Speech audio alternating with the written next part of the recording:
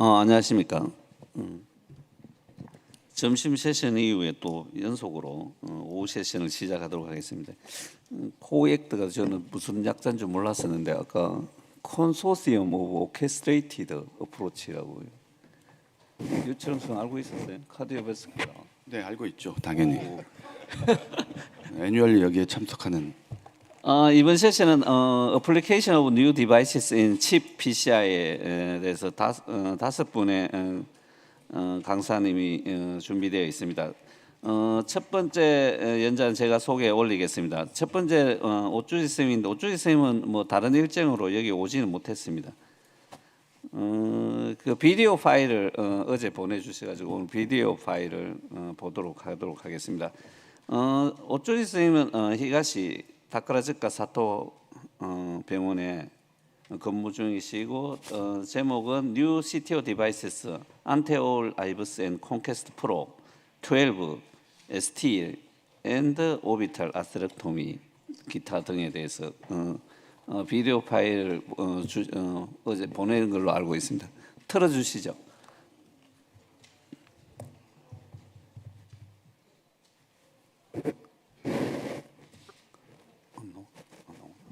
Thanks for invitation. I'm sorry I can't be there in person. I'd like to talk about new CTO devices, Antevol IVUS, Conquest Pro 12 ST, and Orbital Atherectomy. This is OAS system. They are composed with OAS pump, atherectomy device, dedicated guide wire, saline tube, and lubricant.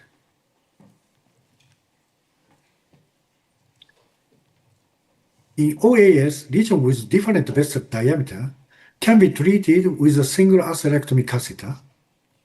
The probing sheath is compatible with 6 French guide. We can use guide extension catheter in case. Guide wire is locked by the black button so that the wire doesn't move without off the lock. The orbital rotation of the eccentrically mounted diamond crown allows effective treatment of severely calcified lesions. The tip of the OA is low profile at 0.016, so it has excellent delivery performance. However, the tip of the dedicated wire and the tip of the OA should be at least apart from 5 mm apart. The tip of the wire can easily break, so there is a high risk of it breaking.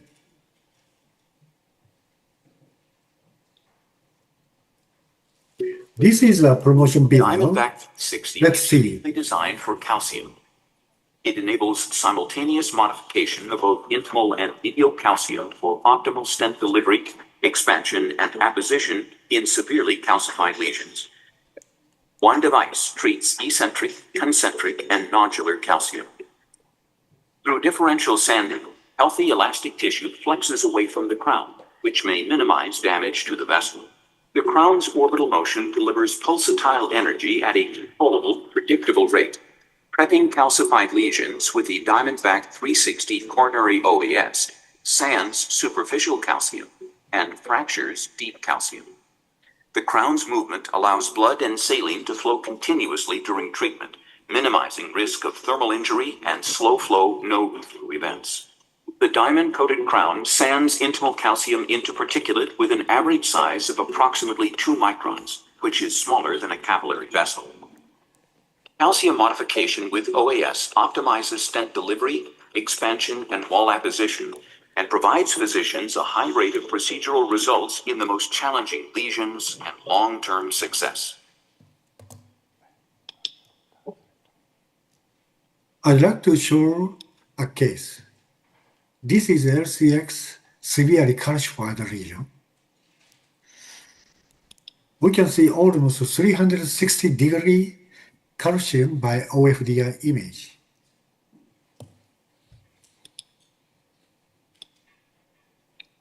This is the OFDI image.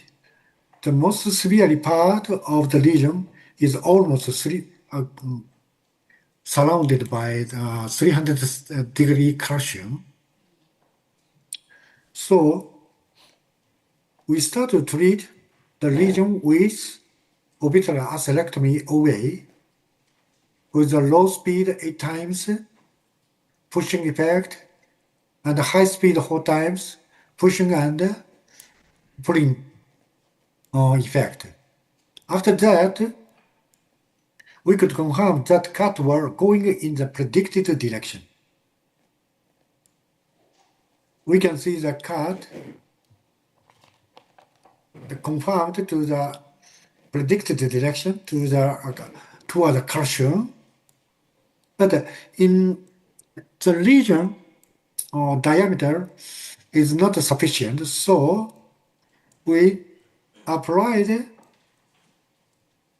rotational atherectomy with a 2 millimeter bar to further expand the lumen, and then the lesion was dilated with 3.25 cutting balloon.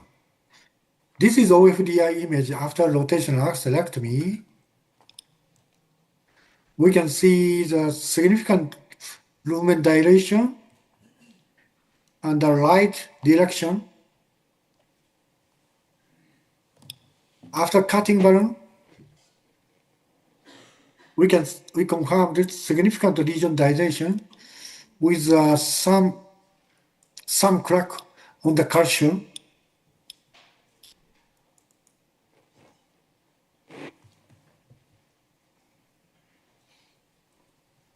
Like here and here.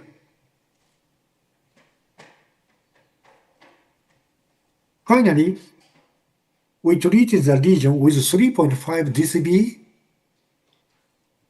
and got a significant result, sufficient result without stenting.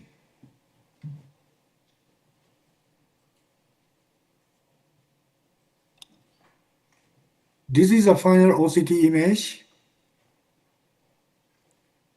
We were able to achieve the significant dilation in the lesion.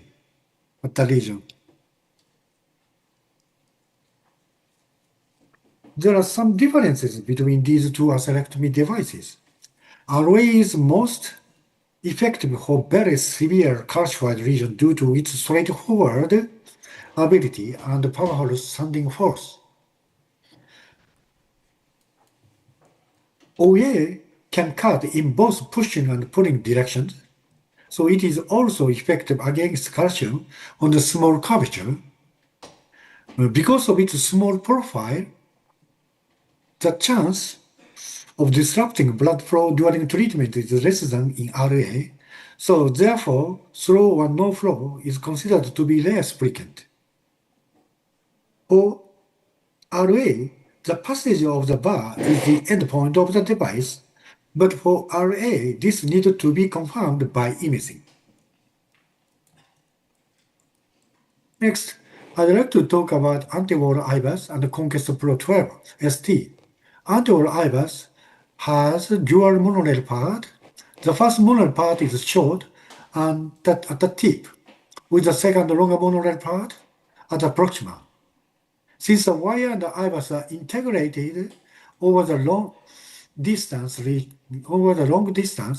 lesion trackability is extremely excellent.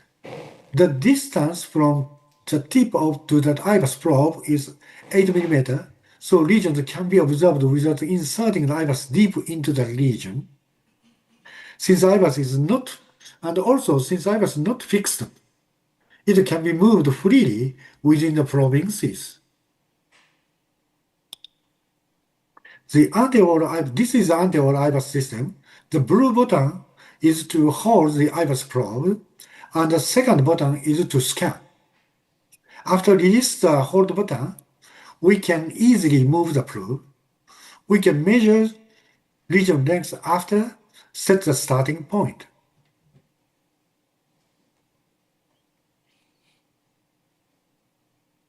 Set the starting point, we can measure the length. Inserting the wire into the second monorail part is somehow difficult for the all the operators.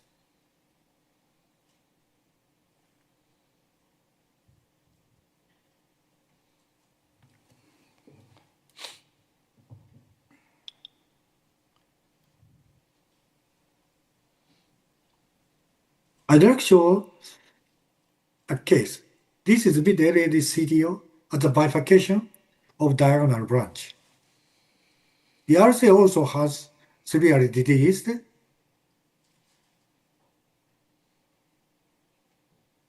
I started the anti-grade wiring with IBUS with using the UV3 wire.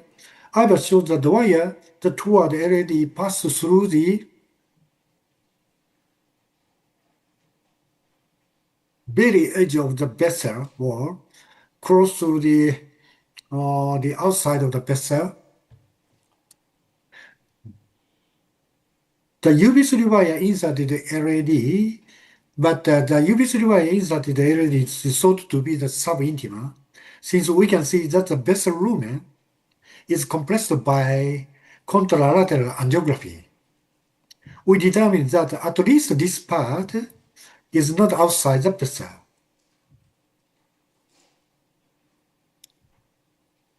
Then we advanced the anti-wall IBUS into the CTO region and tried the IBUS guided ADR with Conquest Pro 12 ST. This is a guide wire.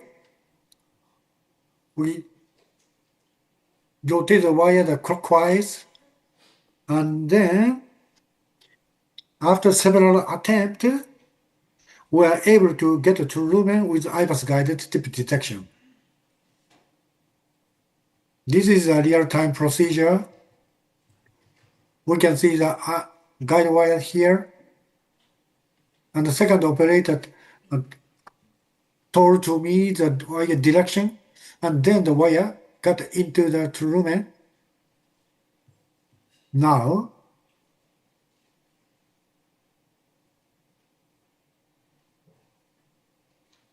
after that, inserted a microcatheter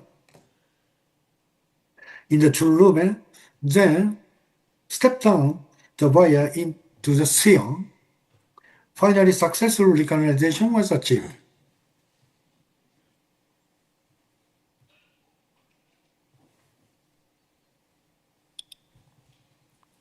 These are final angiogram and IBUS after stenting.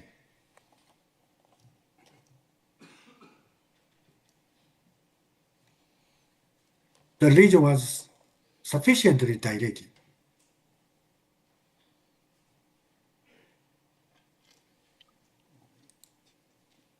These wires are manufactured by Asahi Intec.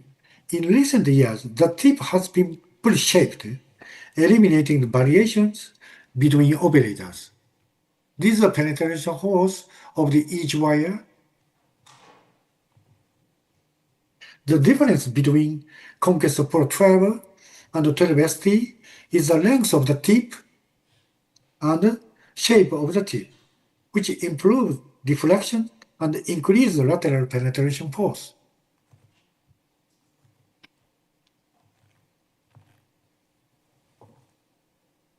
The lineup of wires comes in different tip shapes, expanding the options available depending on the region. These are usual brand tip, Conquest Pro Lite, and brand tip, Miracle Neo 3, and the Gaia series, Microcon tip, and the shapened tip, Conquest Pro 12 ST. Thank you very much for attention.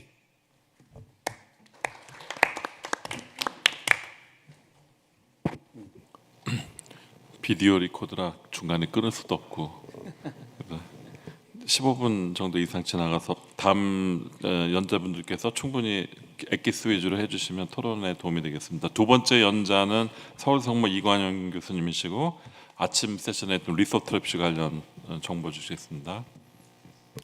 네, 소개 감사드립니다. 저는 서울성모 이관용이고요. 아침에 좋은 케이스 많이 보셨을 텐데 저는 이제 좀 짧게 오버뷰해서 요약하는 자리를 마련했습니다. 그래서 우리가 칼슘이 있으면은 그게 심하면 심할수록 이제 임상 예후도 그렇고 별로 좋지 않다는 건 잘 알려져 있고 시비어 칼시파이드 리전에서는 다이섹션 퍼포레이션, 스텐 로스, 언더 익스펜전이 문제가 되고 있습니다.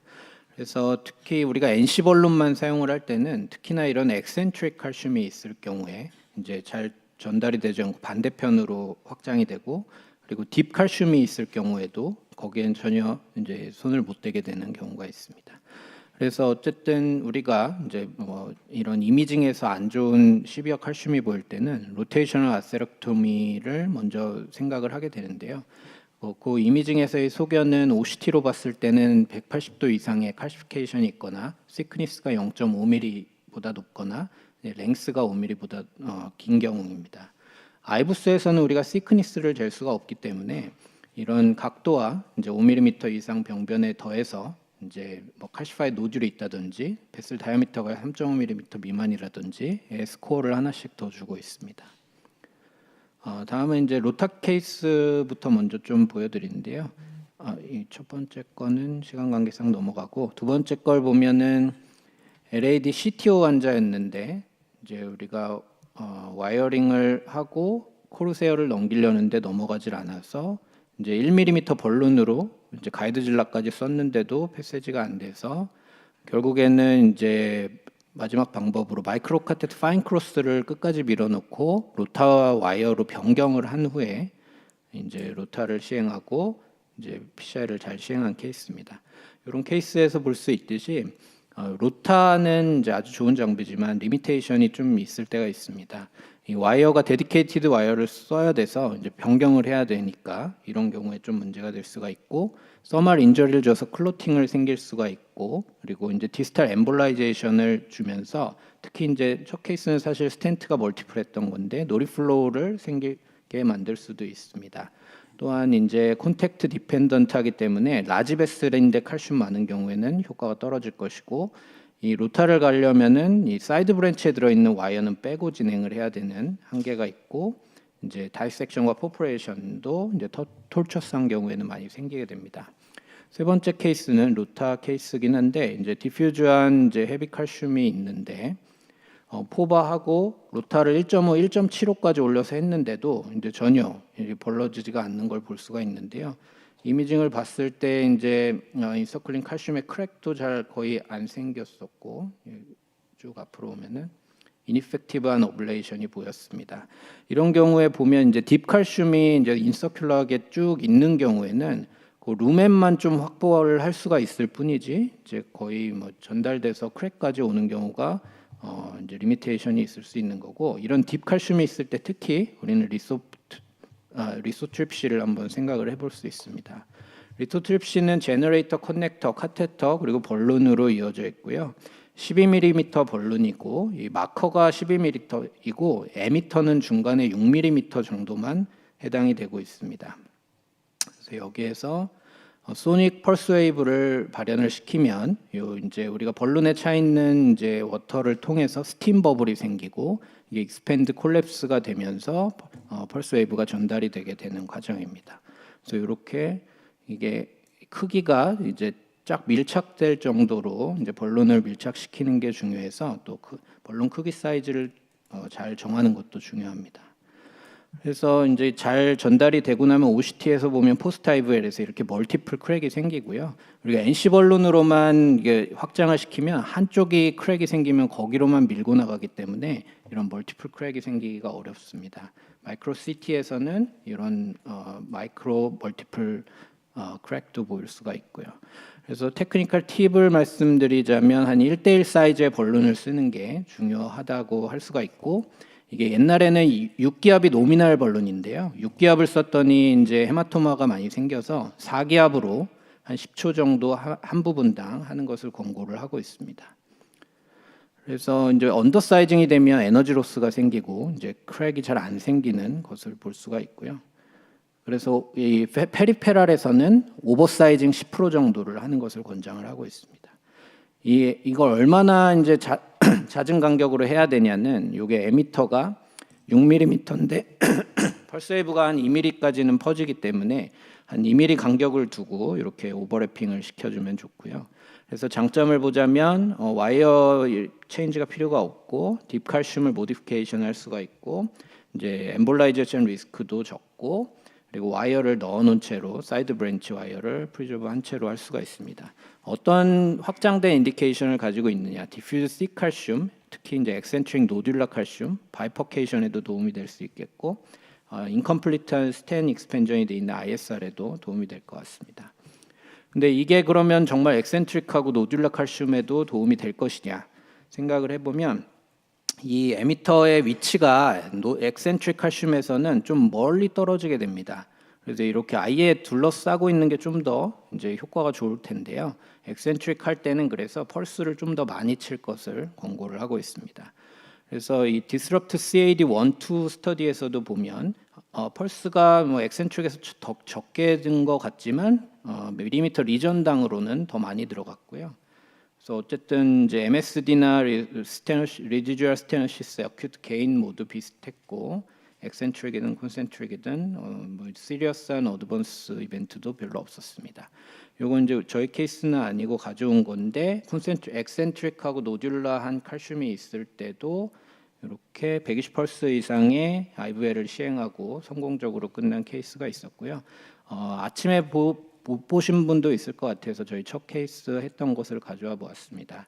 서컴플렉스였고 프록시말부터 미드까지 이제 시비어한 칼피케이션이 있고요. 요 디스탈에는 스텐트가 하나 들어가 있었습니다.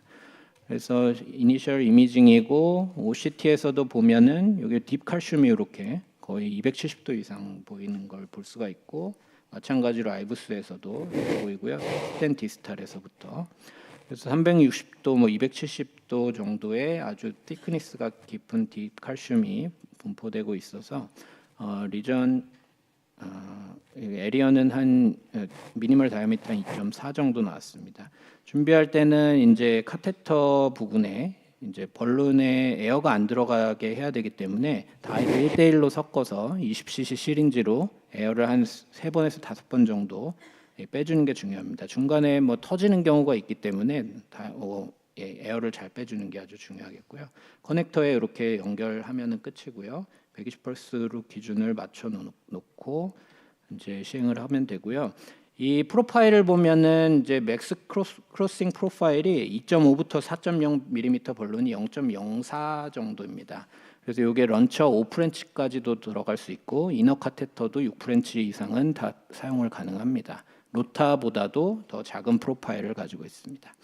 그래서 1대1 벌루닝을 해서 프록시말 저희가 이제 디퓨즈 리전이라 프록시말에 맞춘 사이징을 결정을 했고요. 7프렌치 XB에 6프렌치 가이드 질라를 넣고 이제 IVL을 시행을 했고 120펄스 맞춰서 4기압으로 벌루닝을 한 후에 이제 오버래핑을 시키면서 10사이클씩 12사이트에서 120 총 이제 120 정도 시행을 했고요. 사이징을 4.0 벌룬을 하고 근데 이게 그 다음에 바로 저희가 이걸 이미징을 했어야 되는데 이게 NC 벌룬까지 한 다음에 다시 팔로업 이미징을 해서 이제 다이섹션들이 좀 많이 보입니다. 인티멀 다이섹션 이렇게 보이는데요. 이것만 보고는 우리가 크랙이 정확히 잘 보이지가 않는데 제가 이제 어제 밤새 열심히 쳐다봤는데 이런 부분은 원래 있던 이 부분이 있고 아이부스에서 이런 부분은 크랙이 좀 생긴 것 같고 여기는 이 마이크로 크랙인지 이렇게 보이는데 명확하지는 않은 것 같습니다. OCT에서도 보면 이게 앵글이 좀 틀어져 있어가지고 바로 비교하기가 조금 어려운데요. 제가 캡처를 좀 해보니까 이것도 딥칼슘에서 우리가 아주 이상적으로 확 깨져가지고 보이는 건 안 보였고 저희가 뭐 펄스를 좀 더 많이 쳤어야 되는 것 같습니다. 근데 여기 눈 씻고 찾아보면 이렇게 크랙이 좀 보이는 것 같지 않으십니까? 이제 그래서 이렇게 제가 열심히 찾아봤는데 이게 롱기튜디널하게 이렇게 쭉 이어서 보면 이렇게 크랙들이 좀 보이는 것 같은 느낌적인 느낌이 좀 보이고 있습니다. 여기. 그래서 좀 더 이게 딥할 때는 그 부위에서 좀 더 많이 쳐야겠다 이런 인사이트를 좀 얻었고요. 그래서 DCB 잘 시행하고 끝난 케이스가 되겠습니다. 그래서 뭐 룸에는 잘 확장이 되어 있고 MLA는 거의 2.893 정도 확보를 시키고 종료를 했습니다. 그래서 뭐 어쨌든 이제 말씀드린 것처럼 이런 심플리시티에서도 도움이 되고 이 와이어를 쓰면서 할 수 있고 1:1 벌룬을 쓰면서 이제 우리가 슬로우 플로우나 퍼포레이션을 줄일 수 있는 장비다라고 말씀을 드리고요. 이제 CAD 스터디들에서도 뭐 크게 세이프티 이슈는 없었고 이제 최근에는 요 IVL이 이제 플로우 리미팅 다이섹션도 이제 많이 줄여주는 추세고 이런 이너스피탈 30데이 메이스 결과들도 있고요. 최근에 사용량이 많이 늘고 있습니다. 그래서 미국에서 보면은 뭐 거의 이제 같이 이제 IVL과 로타를 같이 사용하는 것도 점차 같이 늘고 있고 로타와 오비탈 아테렉토미도 같이 늘고 있고 IVL 혼자 쓰는 것도 많이 상승을 하고 있습니다. 그래서 메디안 프로시저 타임도 아스테렉토미와 비교해 가지고 오히려 조금 적은 느낌이고 이거 템포러리 페이스메이커를 하는 경우도 아스테렉토미와 비교해서 RCA에서겠죠. 특히 IVL이 좀 더 적은 양상으로 이제 결과가 보고되고 있습니다. 요약해 보면 헤비 칼시파이드 리저는 우리가 아직도 넘어야 될 허들인데 IVL이 우리가 특히 딥칼슘이 있거나 엑센트릭하거나 노듈러 칼슘이 있을 때, 톨처스하고 라지 베슬일 때, 그리고 프리비어스 스텐트가 프레젠스한 리전일 때 특히나 도움이 많이 될 것 같고요.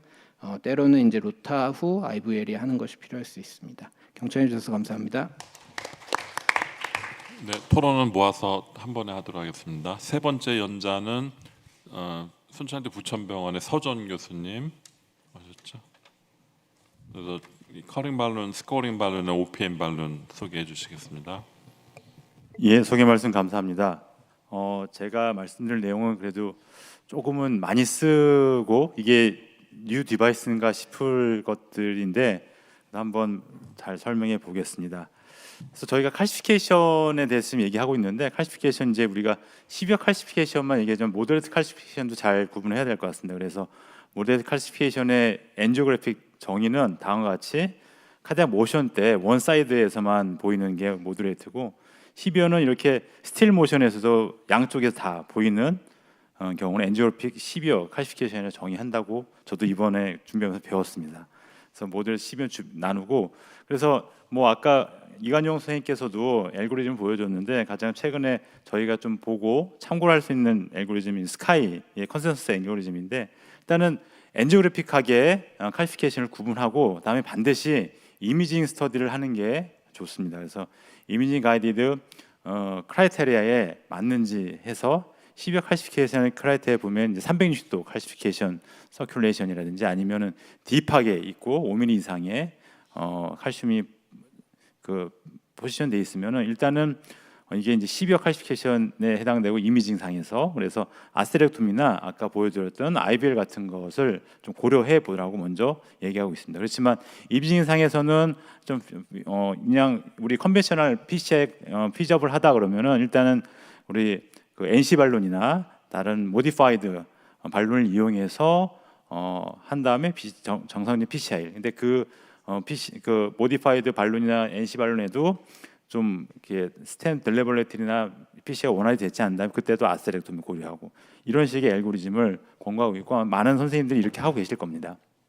그래서 제가 말씀드릴 건데 이제 뉴 디바이스들 이렇게 설명됐는데 다 이제 우리 많이 사용한 거고 일단은 커팅 벌룬 먼저. 왜냐면 커팅 벌룬이 이전에 있었다가 없어졌고 요즘 최근에 노블한 보스턴의 울버린 커팅 벌룬이 이제 사용될 수 있어서 이걸 먼저 설명드리도록 하겠습니다.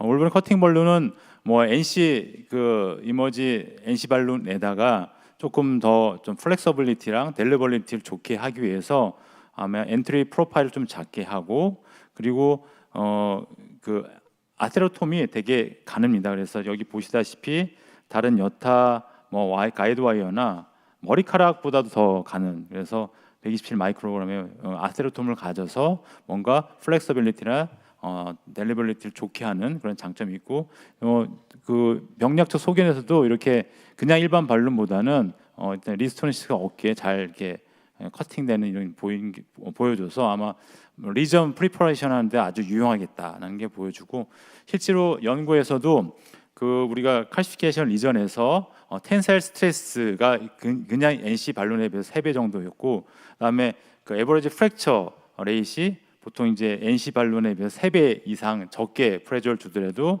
프랙처 되는 것을 보여줘서 확실히 칼시파이드 리전에서 리전 프리퍼레이션 하는데 좀 더 효과적으로 할 수 있는 게 이게 그 실험에서도 보여주었습니다. 그럼 이 커팅 발론이 다른 일반 발론과 조금은 사용하는 게 좀 차이가 있을까?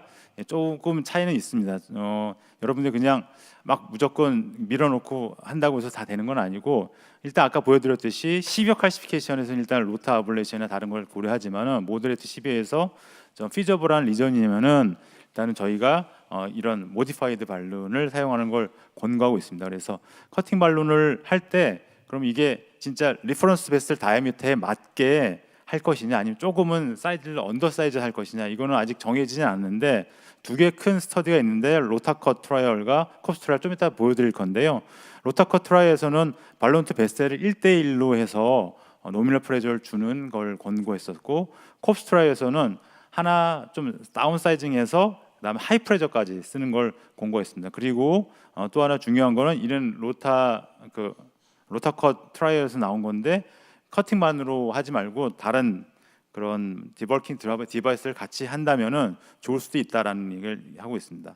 그래서 아까 말씀드렸듯이 이제 슈퍼피셜 컨센트릭 칼시파이션 리전에 커팅 발론은 되게 유용하고 그리고 칼시피케이션에만 쓸 수 있느냐 그렇지는 않습니다. 뭐 시간이 짧아서 다 보여줄 수 없지만 우리 지금 ISL을 많이 쓰고 있지 않습니까? 그리고 저희 우리나라 보험도 IS만 되는데 그거 말고도 우리가 리전 프로퍼레이션을 하는데 좋다고 말씀드렸듯이 아울터 오스트리아 리전 그다음에 뭐 바이피케이션 리전에서 그리고 스몰 베셀에서 요즘은 DB를 많이 쓰기 때문에 리전 프로퍼레이션 스몰 베셀 되게 중요한데 사용할 수 있고 그다음에 파이브로틱 플락 아주 시비한 파이브로시스 플락은 칼슘보다 더 딱딱할 수 있습니다. 그리고 인트라뮤럴 헤마토마에서 헤마토마를 해결하는 데 있어서 쓸 수 있는 인디케이션이 있습니다. 그래서 항상 할 때는 칼시피케이션 이전에서 중요한 거는 엔지오그래픽 다이그노시스로 프로시저 하는 게 아니라 꼭 이미징 가이디드 PCR을 꼭 권고하고 있고 그다음에 되도록이면 천천히 인플레이션에서 조금 더 길 타임으로 인플레이션 타임을 갖는 게 더 효과적이다라고 얘기하고 있습니다.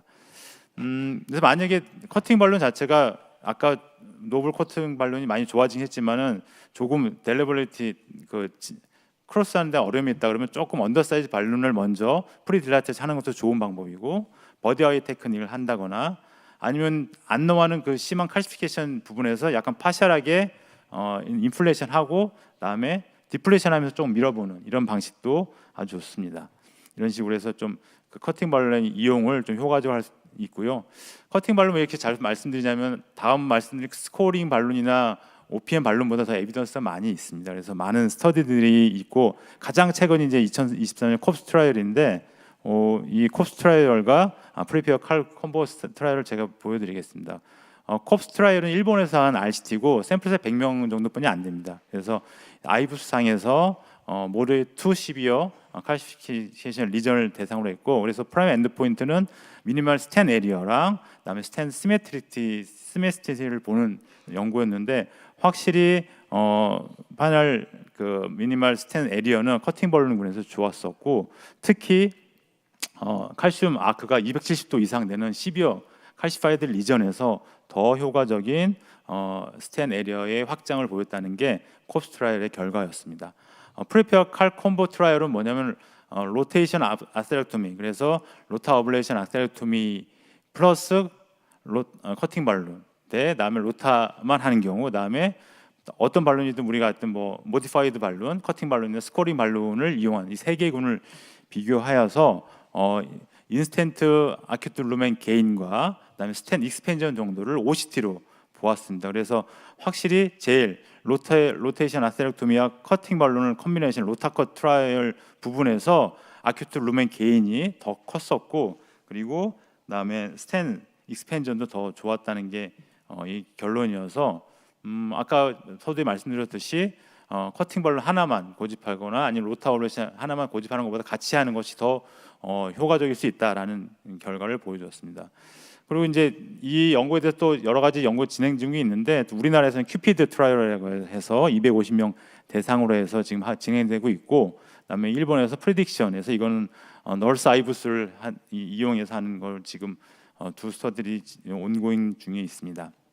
하나 예를 보여드리면은 뭐 RCA가 심해 보이지만 RCA는 스텐트 같은 칼시피케이션이고 LAD에 시비어 칼시파이드 리전이 있어서 아이부스 이렇게 지나가는데 조금 어려움이 있었던 이런 시비어 칼시피케이션 리전입니다. 그래서 여기에 올버린 커팅 발룬 3.0을 10기압으로 3.2까지 올리고 지금 포스트 그래서 보면은 비포 칼시파이 커팅 발룬 전에는 크로스 섹션 에리어가 1.83이었는데 하고 커팅 발룬 위에 3.10로 좀 늘어났습니다. 그러면서 이제 쉽게 프로시저를 해서 스텐트 넣고 이렇게 확장된 프로시저를 아주 효과적으로 할 수 있었던 경우였습니다. 두 번째는 이제 스코링 발룬을 말씀드리겠습니다. 스코링 발룬은 지금 우리나라에서는 이 두 가지 다 용이한데 많은 분들이 이제 엔젤 스컬프를 사용할 겁니다. 그래서 엔젤 스컬프는 엔젤 플러스 발룬 카테터 안에 스코링 엘리멘트가 들어 있습니다. 그래서 라이트널 하이퍼 튜브가 이렇게 헬리칼 모양으로 돼 있고 이것이 주는 파워랑 세이프티가 있다. 그래서 미끄러지지 않게 사용할 수 있고 그리고 이제 다이섹션이 커서 플로우 리미테이션을 만드는 걸 방지할 수 있는 장점이 있어서 또 여러분들이 많이 사용하고 계실 겁니다. 이거 또 하나는 뭐 아까 다른 스코링 발론 제가 사용해보지 않았지만 이거는 포컬 럽이 있어서 프레저 포인트를 줘서 더 효과적으로 칼슘을 짤 수 있다는 장점이 있는 겁니다. 그래서 뭐 여기에 대한 이제 연구 논문도 나온 게 있어서 보면 OCT 파인딩에서 커팅 발론에서 했을 때와 그다음에 스코링 발론 했을 때와 이게 칼슘 크랙을 만들면서 모디케이션하는 게 결국 뭐 이렇게 모양이 차이는 있지만은 리스테노시스를 억제하고 그다음에 테크니컬 석세스를 이루는데 확실히 도움된다는 경우가 있고 이 케이스는 제가 다른 분한테 받은 건데 제가 OCT를 보면서 스코링 발론에서 본 건 아니지만 프록스 미들 LA 쪽에 병변이 있었고 그래서 이쪽에 그 스코링 발론을 하이프레저에서 했은 경우 이후에 이렇게 칼슘 프랙처랑 다이섹션 되는 걸 보여주는 소견을 주셨습니다. 그래서 제가 봐서 요렇게 이거는 로타를 하는 게 더 낫지 않나 싶은데 아무튼 이것도 이런 식으로 해서 잘 성공적으로 했고 근데 스코링 발론은 더 많이 사용하는 이유가 지금 보험급여의 혜택을 제한을 받지 않습니다. 커팅 발론은 올번 커팅 발론은 ISR 지금까지는 ISR만 인스턴트 리스테노시스에만 보험이 되기 때문에 칼시피케이션 리전이나 다른 리전 프리퍼레이션에 사용할 수 없습니다. 근데 스파럴 엔저스컵 같은 스코링 발론은 그냥 일반 PTC의 발론처럼 사용할 수 있어서 여러분들이 좀 용이하게 사용할 수 있고 곧 올버린 커팅 발론도 지금 보험급여 개선을 해서 조만간 아마 개선한 기준을 공지할 예정입니다.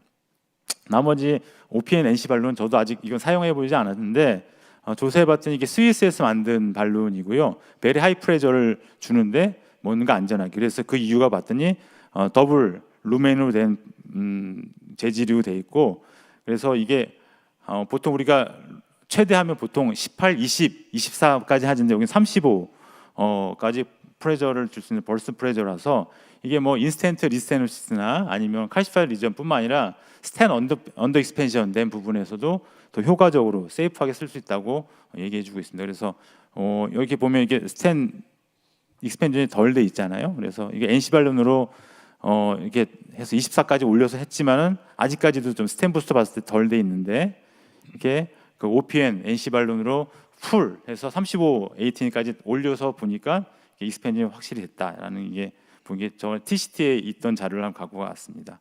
자 결론입니다. 그래서 커팅, 스코어링, OPN 발론 같은 경우는 컴플렉스 리전 프리퍼레이션에 아주 효과적이고 그래서 테크니컬하게 프로시저를 석세스할 수 있고 스탠드 포지션을 잘할 수 있으며 그다음에 칼시피케이션 리전뿐만 아니라 여러 가지 오스티알 리전, 파이브로시스의 심한 리전, ISR에서 충분히 사용할 수 있습니다. 그래서 이런 식으로 지금 정리를 하는데 이걸 보시면 좀 편하실 것 같습니다. 예, 이상입니다.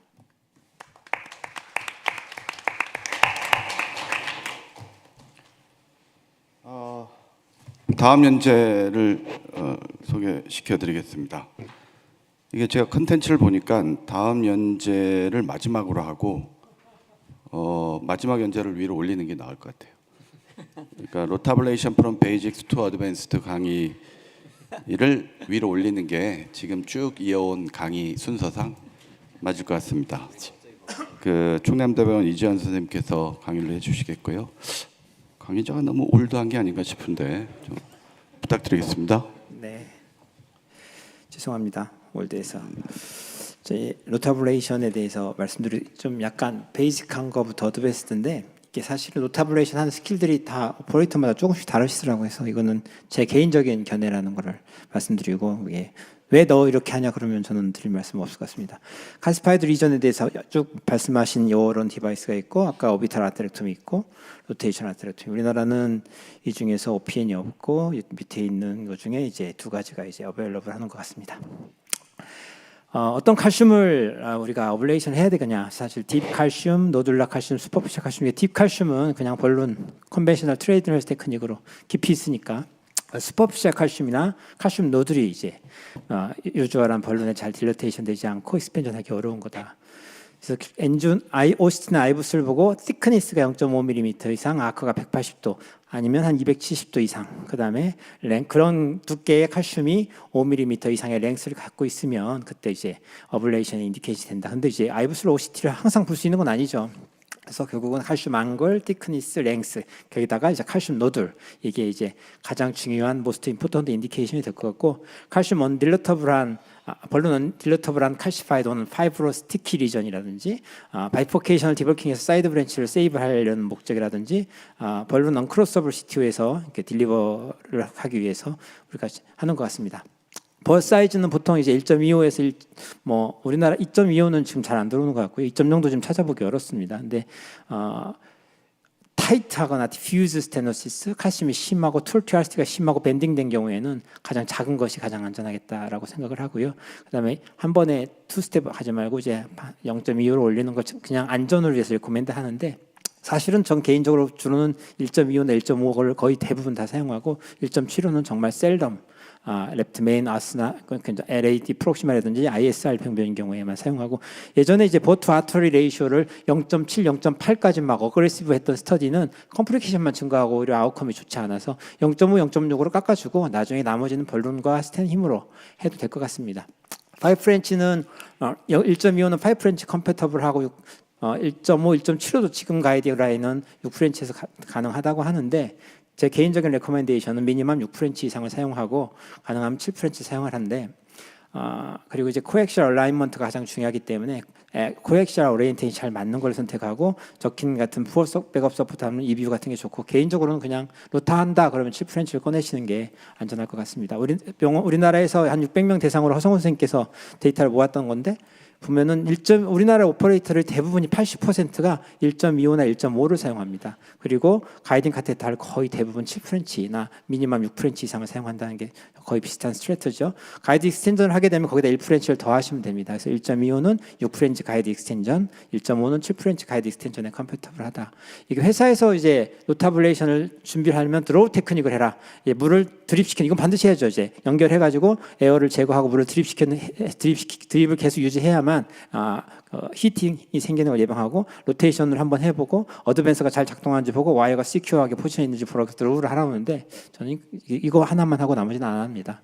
안 하고 더 중요한 건 뭐냐면 와이어입니다. 로타블레이션은 와이어를 씻고 가는 게 아니고 타고 도는 거기 때문에 이 와이어 도중에 어떤 이물질이 묻으면 절대로 안 되기 때문에 이물질을 깨끗이 닦는 게 첫 번째 중요하고 두 번째는 와이어가 들어가는 과정에서 자칫 서술로 가서 하느라고 확 꺾어 먹는다든지 이렇게 빙글해서 이렇게 앵글 줘서 깎고 먹는다든지 아니면 잘 안 들어간다고 토크를 너무 심하게 주고 이렇게 밀어넣다가 여기서 밴딩이 생기게 되면 그때는 이제 스톡이 되기 때문에 그것이 제일 중요하다라고 저는 개인적으로 말하고 싶습니다. 그래서 이제 로타블레이션이 준비가 되고 이 252 보스트의 Y 커넥터 앞에서 도착을 하면 거기에서 이제 하이 스피드와 로우 스피드 다이나글라이드 모드의 스피드를 체크합니다.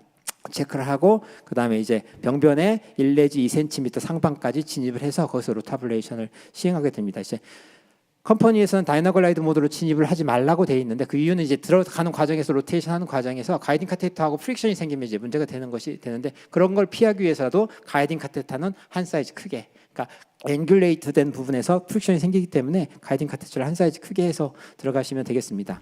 그래서 여기서 테스트를 하고 다이나글라이드 모드는 자꾸 들어가는데 와이어를 잡을 필요가 없습니다. 왜냐하면 떠서 가는 거기 때문에 그냥 쭉 뒤에서 안 잡아주고도 들어가도 사실은 문제가 없고 모니터만 잘 보면서 와이어의 포지션만 잘 보면 되겠습니다. 와이어는 플로피 와이어를 쓸 거냐 엑스트라 서포터 와이어를 쓸 거냐 아무거나 써도 됩니다. 대부분 이제 플로피 와이어를 기본으로 쓰는 경향을 가지고 있고요.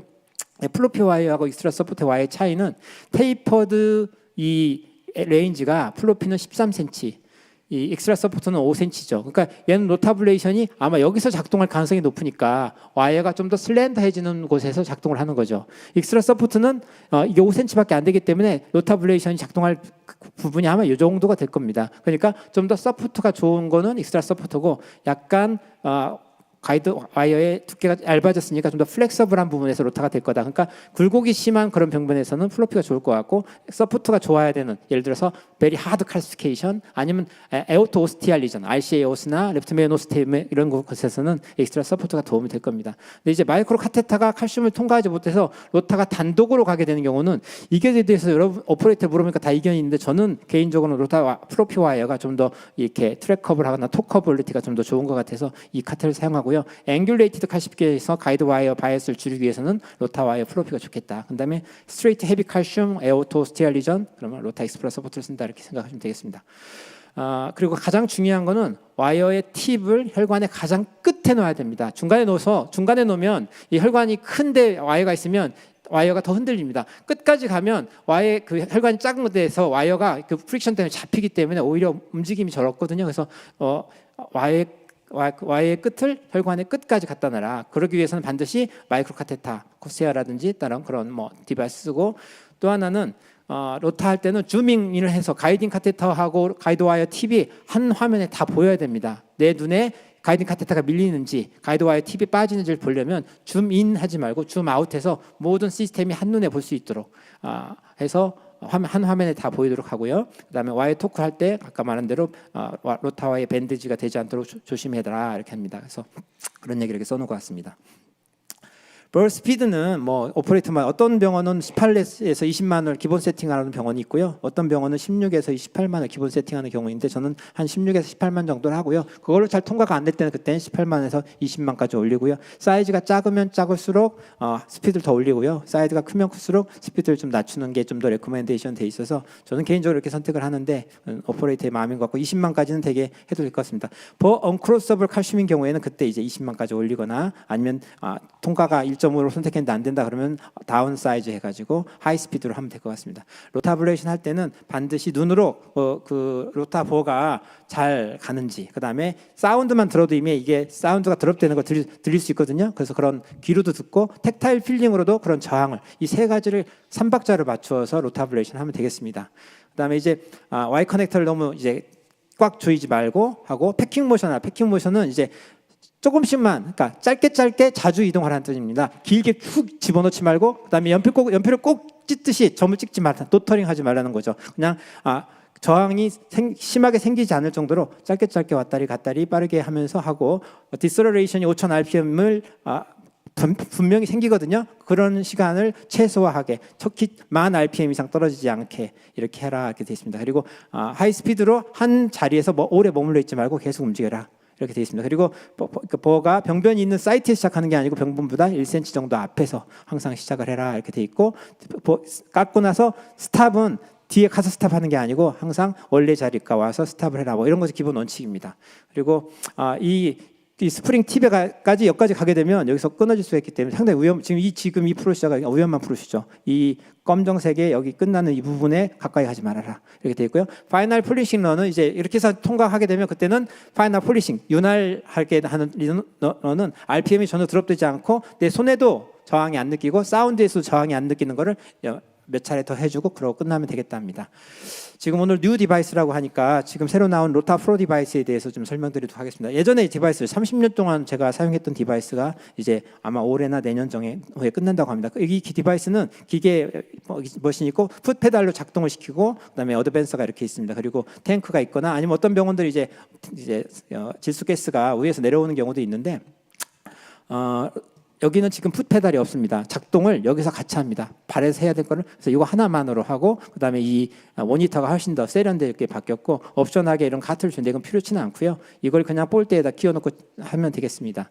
그래서 이 새로운 디바이스의 특징은 작동을 그럼 어떻게 하느냐. 다이나글라이드 모드를 켤 거냐 말 거냐가 여기 결정되어 있습니다. 다이나를 버튼을 누르면 노란색 버튼이 들어오고 다이나로 작동하고 이걸 끄면 이제 하이 스피드가 되는 거예요. 그래서 한번 키면 로우 스피드, 한번 누르면 하이 스피드. 작동은 여기서 하는 겁니다. 여기서 누르면 그때부터 시작하는 거고 누르면 꺼지는 겁니다. 다이나모 라이드 모드도 그렇고 하이스피드 모드도 여기서 하는 건데 다이나모 라이드 모드는 이 두 개를 동시에 눌러도 작동을 하거든요. 그래서 그렇게 해도 되는데 이거는 어시스트 계속 두 개를 손으로 잡고 가야 되기 때문에 불편해서 저는 그냥 이걸로만 온 오프를 하고 있고요. 나머지는 거의 똑같고요. 이 세 개의 라인이 과거에는 이거 라인 두 개가 따로따로 가서 되게 지저분했잖아요. 이것이 곧 모여서 하나의 통 라인으로 가기 때문에 훨씬 테이블이 깔끔합니다. 깔끔하게 가고 그 세 개의 라인이 예전에는 기계 뒤에서 부착된 거라고 치면 기계 앞에다가 이렇게 파이버 옵틱 라인이라든지 이 라인 세 개를 다 여기다 붙일 수 있다 이렇게 돼 있고 나머지는 거의 이제 똑같습니다. 그래서 이제 로타프로 콘솔이 그리고 이게 볼트에다 붙이기 때문에 어디든지 편하게 작게 갈 수 있고 이거는 이제 제공되지 않는데 병원에 따라서 천장에서 나오면 그대로 하면 되고 필요하면 사용하면 되고 이건 필요치 않습니다. 그래서 여기 세 개의 라인, 에어 라인, 일렉트리컬 커넥션, 파이버 옵틱 커넥션 연결하고 이 모니터를 보시면 이 스피드가 딱 나오는데 이제 K 1000은 필요 없으니까 16만 RPM에 이렇게 켜집니다. 그리고 이게 디폴트가 그 전에 기계는 이 디폴트가 얼마인지 몰라요. 키면 이게 16만이 되기도 하고 18만이 되기도 해서 우리가 로타를 작동시켜 보면서 돌려가지고 작동하는데 얘는 16만이 그냥 RPM이 기본 디폴트로 나와 있습니다. 그리고 전에 기계는 하이스피드를 작동하지 않은 상태에서 한 바퀴 돌린 다음에 키면 16만이었던 게 17만 되기도 하는데 얘는 L을 로테이션을 켠 상태에서 돌려야만 이게 17만으로 올라갑니다. 그러니까 반드시 Y 커넥터 앞에서 16만인데 내가 18만으로 조정하고 싶다 그러면 거기서 하이스피드를 키고 거기서 킨 상태에서 얘를 돌려가지고 17만 맞춰놓고 들어가셔야 됩니다. 그래서 그렇게 하시면 될 것 같고 나머지는 거의 비슷한 것 같습니다. 그리고 문제가 생겨서 이제 프레셔가 이제 가스가 부족하면 이런 노란 프레셔 인디케이터가 쓰고요. 스톨 예를 들어서 이제 너무 이제 RPM이 1초 이상 드롭되는 그러니까 10만 RPM 이상 드롭되는 10만이나 15만 이상 RPM으로 드롭되는 걸로 0.5초나 그 이상 계속 드롭돼 있으면 기계가 멈춰버립니다. 그래서 안전을 위해서 그래서 이런 일이 벌어지지 않도록 오퍼레이터가 조심을 해야 되겠습니다. 그리고 가장 좋은 점이 하나면 그전 거는 이제 기기가 16만, 17만 돌다가 숫자가 순간적으로 16만 되는지를 오퍼레이터가 볼 수가 없어요. 왜냐하면 오퍼레이터는 모니터도 봐야 되고 프레셔도 봐야 되고 다 봐야 되는데 볼 수가 없는데 지금은 얘가 딱 노란 공으로 딱 역삼각형이 뜨기 때문에 안 봐도 딱 저게 노란 게 떴다 하면 RPM이 드롭되는구나. 사운드도 떨어지고 RPM이 드롭되는 거를 읽어낼 수가 있는데 그것이 진하게 채워져 나오면 그거는 10,000 RPM 이상 떨어진 거니까 이 삼각형은 가능하면 피하시고요. 이 삼각형은 나오면 여기서는 좀 천천히 패킹 모션을 좀 더 오래 해야 되겠다 이렇게 가이드라인을 잡을 수가 있습니다. 아까 보여줬던 슬라이드인데 아까 그 케이스인데 다이고날 자 여기 앞에서 다이나모 라이드 모드로 체크하고 하이스피드 모드로 체크하고 내가 지금 떴는데 약간 조정을 해서 이 환자는 16만 2천으로 이제 세팅을 했습니다. 세팅을 하고 그러면 이제 다시 다이나모 모드로 작동을 하는 거죠. 그 다음에 들어갑니다. 들어갈 때 굳이 와이어를 잡을 필요가 없다는 거죠. 이렇게 떠서 가는 거기 때문에 뒤에서 오퍼레이터가 옛날에 이제 이거 와이어를 안 잡고 있으면 아산에서 펠로할 때 SJ 선생님께 엄청 깨졌는데 나중에 보니까 안 잡고 가도 되더라고요. 그래서 안 잡고 이렇게 갑니다. 가서 그 깎이는 부분에 한 1 내지 2cm 상방에서 멈추고 그 다음에 이제 와이어 토크를 빼면은 얘가 검정 버튼이 나옵니다. 여기다 와이어 토크 꽂아놨죠. 와이어 토크를 꽂으면 들어가고 그래서 이렇게 해놓고 하이스피드로 로타블레이션을 시작합니다. 로타블레이션 할 때 사운드를 들어보세요. 그래서 여기 아까 제가 말했죠. 가이딩 카테타하고 와이어 팁이 한눈에 다 나오는 그런 줌으로 하시고요. 그 다음에 이치 런을 보통 한 15에서 20초 하시면 됩니다. 20초 이상 넘기지 않는 게 좋고요. 맥시멈 30초를 넘기지 않는 게 열이 나기 때문에 가능하면 20초 정도 이내로 나는 한다 이렇게 생각을 하시면 되고요. 그래서 보면 여기가 좀 하드한 부분인데 그래서 사운드가 달라집니다. 그래서 사운드가 달라지는 게 지금 잘 안 느껴지는데 어쨌든 사운드가 달라지는 거 하고 아까 RPM이 네거티브 역삼각형이 뛰는 걸 잘 보면서 시술을 하면 될 것 같고요. 그래서 이렇게 해서 이제 그거를 한 번에 하지 마시고 또 칼슘이 심한 경우는 한 5-6번 해야 되는 하는 경우도 있고 어떤 경우는 10번 할 수 있는데 그걸 너무 안달하지 말고 너무 걱정하지 말라는 거죠. 천천히 하다 보면 언젠간 뚫리게 돼 있습니다. 특히 이제 버스 사이즈를 작게 선택한다면 이렇게 디스토레이션 사운드가 들립니다. 들리고 가다 보면 퍽 하고 뚫리게 되죠. 그래서 너무 한 곳에서 세게 들다 보면 오히려 얘가 팍 튀어나가면서 저 디스탈까지 데미지를 줄 수 있기 때문에 너무 힘세게 밀지 말고 계속 좀 더 인내심을 가지고 하다 보면 지금 여기도 지금 한 4번 정도 근데 뚫렸죠 지금요. 여기 뚫리면 그 다음부터는 깎으면 됩니다. 그리고 파이널 폴리싱 런을 여기서 한번 멈춘 상태에서 바이너스 폴리 시그널을 한 사이클 더 돌리면 되겠습니다. RPM이 드롭되지 않고 레지스턴스가 없고 사운드도 계속 비슷한 대로 되면 아 이제 됐구나 하고 로타블레이션을 중지하면 될 것 같습니다. 이제 로타블레이션 하면서 트러블 슈팅들이 몇 가지죠. 컴플리케이션 가장 큰 문제가 이 앵귤레이티드 칼시피케이션입니다. 로타 와이어는 앵귤레이티드 칼시피케이션에서 직선으로 그냥 우리가 자동차 주행하면 그냥 편하게 가고 싶잖아요. 그런 것처럼 거기를 딱 깎게 되면 얘는 안쪽 레서 커버처 쪽만 깎게 되기 때문에 문제가 되는 거죠. 이게 이런 케이스가 문제고 그런 케이스가 이렇게 케이스 리포트인데 여기를 깎고 나서 퍼포레이션 되고 응급으로 스텐트 넣고 뭐 그라프트 스텐트 넣었더니 나중에 CT를 팔로우 해봤더니 스텐트가 혈관에 밖에 이렇게 들어갔더라. 이런 걸 보고하는 이런 케이스입니다. 저도 비슷한 케이스를 경험했는데 똑같은 아까 그 케이스를 1.25버로 한번 로타를 해봤죠. 이렇게 칼슘이 벌룬 이렇게 칼시파이드 앵귤레이션이 스텐트가 딜리버리 안 되는 아주 나쁜 조건이죠. 그래서 로타를 했더니 보시면 이제 이거에 레스 커브처로 갔죠 벌써. 벌룬을 살짝 해봤습니다. 그랬더니 겁나죠. 그래서 스텐트를 또 살짝 했죠. 스텐트 하고 나니까 아니나 다를까 이런 퍼포레이 생겨서 어쩔 수 없이 이 환자는 그라프트 스텐을 넣고 근데 이 사람은 사실은 CT를 팔로우는 하지 않았는데 아마 그 케이스처럼 되지 않았을까 하는 생각을 하는 거죠. 좀 시간이 지나서 죄송합니다. 자, 가이드와이어 바이어스는 어떤 거냐? 이제 플락은 이쪽 그레이터 커버처에 있는데 얘는 이렇게 깎고 싶은 거죠. 그러기 문제인 겁니다. 그래서 그때는 아까 말한 플로피 와이어를 선택하는 게 좀 더 유리할 거다라는 걸 말씀드리고 그다음에 이제 또 하나는 이제 플로피 와이어를 테이퍼드 엔드에 여기서부터 테이퍼드 되기 때문에 끝이 가장 가느니까 얘를 좀 더 빼서 좀 더 부드러운 쪽을 놓게 하는 것도 하나의 팁 중에 하나입니다. 근데 예를 들어서 플락이 주로 이쪽 레서 커버처 쪽에 플락이 있다 그러면 그때는 그냥 플로피 와이어보다 그냥 하드 와이어를 선택해도 문제는 없겠다 이런 얘기를 말씀드리고 싶고요. 이런 걱정이 있으면 하프웨이 로타를 해라. 굳이 로타를 해서 모든 걸 다 깎으려고 하지 말고 꺾어지기 전까지만 하고 나머지는 벌룬이나 NC 벌룬, 커팅 벌룬으로 해결하라. 이게 하프웨이 로타.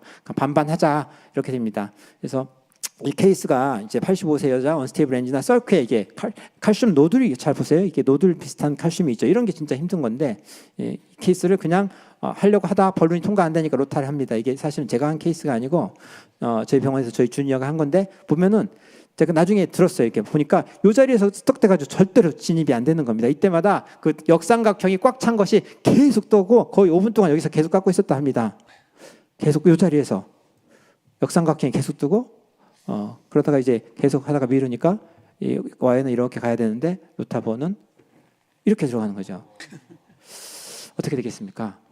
로타버를 당황스러우니까 얼른 뺐더니 이렇게 이제 퍼포레이션 되고 물론 이 사람은 벌룬 템프네이다 해서 수술을 보냈다고 합니다. 그래서 이 삼각형을 기억해 주시라라고 걸 말씀드리고요.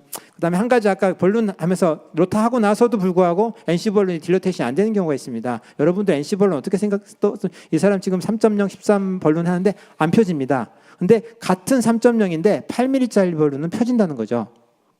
그러니까 롱 NC 벌룬보다는 숏 NC 벌룬을 쓰라는 겁니다. 왜냐하면 가장 하드한 부분 여기고 얘는 소프트하게 되면 결국은 도구분 현상이 생길 수밖에 없는 거예요. 긴 벌룬은. 그러니까 이 부분에만 작동할 수 있는. 이재한 선생님, 네, 죄송합니다. 로타에만 집중을 예, 좀 해주시면 그럼 좋겠는데. 한 가지만 네. 죄송합니다. 정리 좀 해주세요. 1분만 주세요. 1분 드릴게요. 예. 마지막으로 이제 로타에 스톡되는 게 문제입니다. 로타에 스톡되는 경우는 이제 일단은 가능하면 스몰 사이즈 볼을 행하고 천천히 약간 패킹 모션을 하고 디스토레이션을 피하고 위치 듀레이션을 짧게 하라 뭐 이런 것들이 있는데 이제 스톡돼 가지고 예전 이게 스텐트 어블레이션 했던 케이스가 스텐트를 넣는데 펴지지 않아서 스텐트 어블레이션이 스텐트가 펴지지 않은 게 로타 스톡되는 가장 중요한 케이스인데 그때는 괜찮으면 가이딩 카테터에 얼라인먼트를 맞추고 모든 시스템을 잡고 그러니까 넙을 픽스 시킨 다음에 서서히 잡아 빼보라고 돼 있습니다. 근데 그렇게 되면 어떻게 돼요? 빼면 가이딩이 밀려 들어가죠. 그다음에 스텐트가 짜부러지죠. 근데 이 환자는 그렇게 하면서도 뺐습니다. 그래서 스텐트가 좀 짜부러져가지고 다이섹션이 위에 있어가지고 스텐트 하나 더 넣고 끝냈는데 운 좋은 케이스죠. 근데 진짜 안 빠지는 경우가 있습니다. 그럼 어떻게 할 거냐? 다양한 방법들이 있습니다. 뭐 나이트로도 주고 좀 기다려도 보고 뭐 로우 스피드로 살짝 한번 돌려서 한번 좀 더 집어넣었다가 다시 빼보기도 하고 그런데 이제 세컨드 가이딩 카테터를 넣어서 와이어를 하나 더 넣고 벌룬으로 딜러테이션 하거나 아니면 세컨드 가이딩 넣기 싫으면 이제 이 로타의 드라이브 샤프트에 시스가 슬리브가 있기 때문에 A 프렌치는 돼야 세컨드 벌룬을 넣을 수가 있거든요. 근데 7 프렌치에서는 이게 불가능합니다. 우리가 그러면 이제 로타 드라이브를 커팅하고 이 슬리브를 제거합니다. 시스를 제거하면 그때는 같은 7 프렌치 내에서도 벌룬 하나가 더 들어갈 수 있기 때문에 이렇게 작동을 하라는 거고요.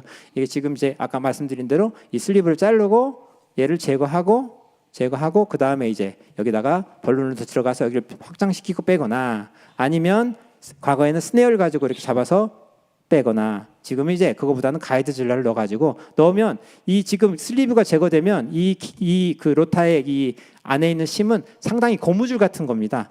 확 늘어납니다. 끊어질 것 같아요. 그러면은 이 고무줄 끊어질 정도 힘을 가면 안 되고 어느 정도 당겨요. 당겨서 이 가이드 질라의 얘를 당겨서 가이드 질라의 샤프트하고 같이 잡고 가이딩 카테터를 약간 밀어내면서 쫙 빼면 대부분 빠집니다. 그래서 케이스 하나만 보여주고 끝내도록 하겠습니다. 여기 보시면 아니 거기까지는 좀 이렇게 곤란해요. 해서 네 죄송합니다. 이렇게 가이드 질러 넣고 짧게. 빼서 죄송합니다. 마치도록 하겠습니다. 감사합니다. 아직도 에너지가 충만한 것 같습니다. 우리 이지한 쌤 모자가 잘 어울려요, 이지한 쌤. 다음 연재로 넘어가도록 하겠습니다. How to expand indication in Korea 임펠라라는 주제로 양정원 교수께서 강의해 주신. 임펠라 언제 한국에서 어베일러블 할까요? 그거 말씀해 주시고 시작하시죠. 9월 정도 그 어베일러블 하지 않을까 이제 그런 생각을 갖고 있고요. 그 내용을 같이 이제 설명을 드리도록 하겠습니다. 그래서 이재현 선생님 강의 저도 너무 재밌게 잘 들었고 더 듣고 싶었는데 제 강의를 좀 줄여서라도 더 했으면 좋겠다. 아니 그렇게 얘기하지 마세요. 빨리 하세요. 그리고 제가 이제 보험위원을 되게 그 오래 했습니다. 그래서 그 한 10여 년 이제 넘게 여러 보험이사 선생님들께를 모시면서 이제 보험 생활을 계속 하고 있는데, 그래서 매년 그 이사님이 바뀔 때마다 이제 어떻게 하면 빠져나갈 수 있을까 이런 궁리만 하고 있는데 계속 하고 있는데 그 관련된 내용 같이 좀 말씀드리도록 하겠습니다. 그래서 먼저 그 임펠라 내용을 이해를 먼저 말씀을 드리기 전에 이제 MCS 디바이스 시대에 우리가 살고 있으니까 MCS 디바이스를 어떻게 활용하는 게 좋으냐 이런 이야기를 먼저 드리고 싶은데요. 그래서 아직까지 우리가 누구한테 MCS를 적용을 할 거냐 그리고 언제 적용을 할 거냐 이게 아직 정해져 있지 않았다는 거죠. 그래서 이 두 가지만 알면 사실 MCS를 적용하고 하는데 굉장히 부담이 없을 텐데 이런 걸 잘 모르고 있다는 거죠. 그래서 이런 이제 RCT들이 아직은 진행이 되어 있지 않고요. 그래서 통상적으로는 MI 샥 환자들이 MCS 없던 시절에도 5, 60%는 잘 살아나갔고요. 그렇지 않고 나머지 이 환자들은 사망했었죠. 근데 우리가 MCS 없이 사망하지 않는 사람들한테 전부 MCS를 적용을 하면 MCS related complication 때문에 0에서 5%는 더 사망한다는 거예요. 그래서 이런 환자들한테 MCS를 적용하면 안 된다는 거죠.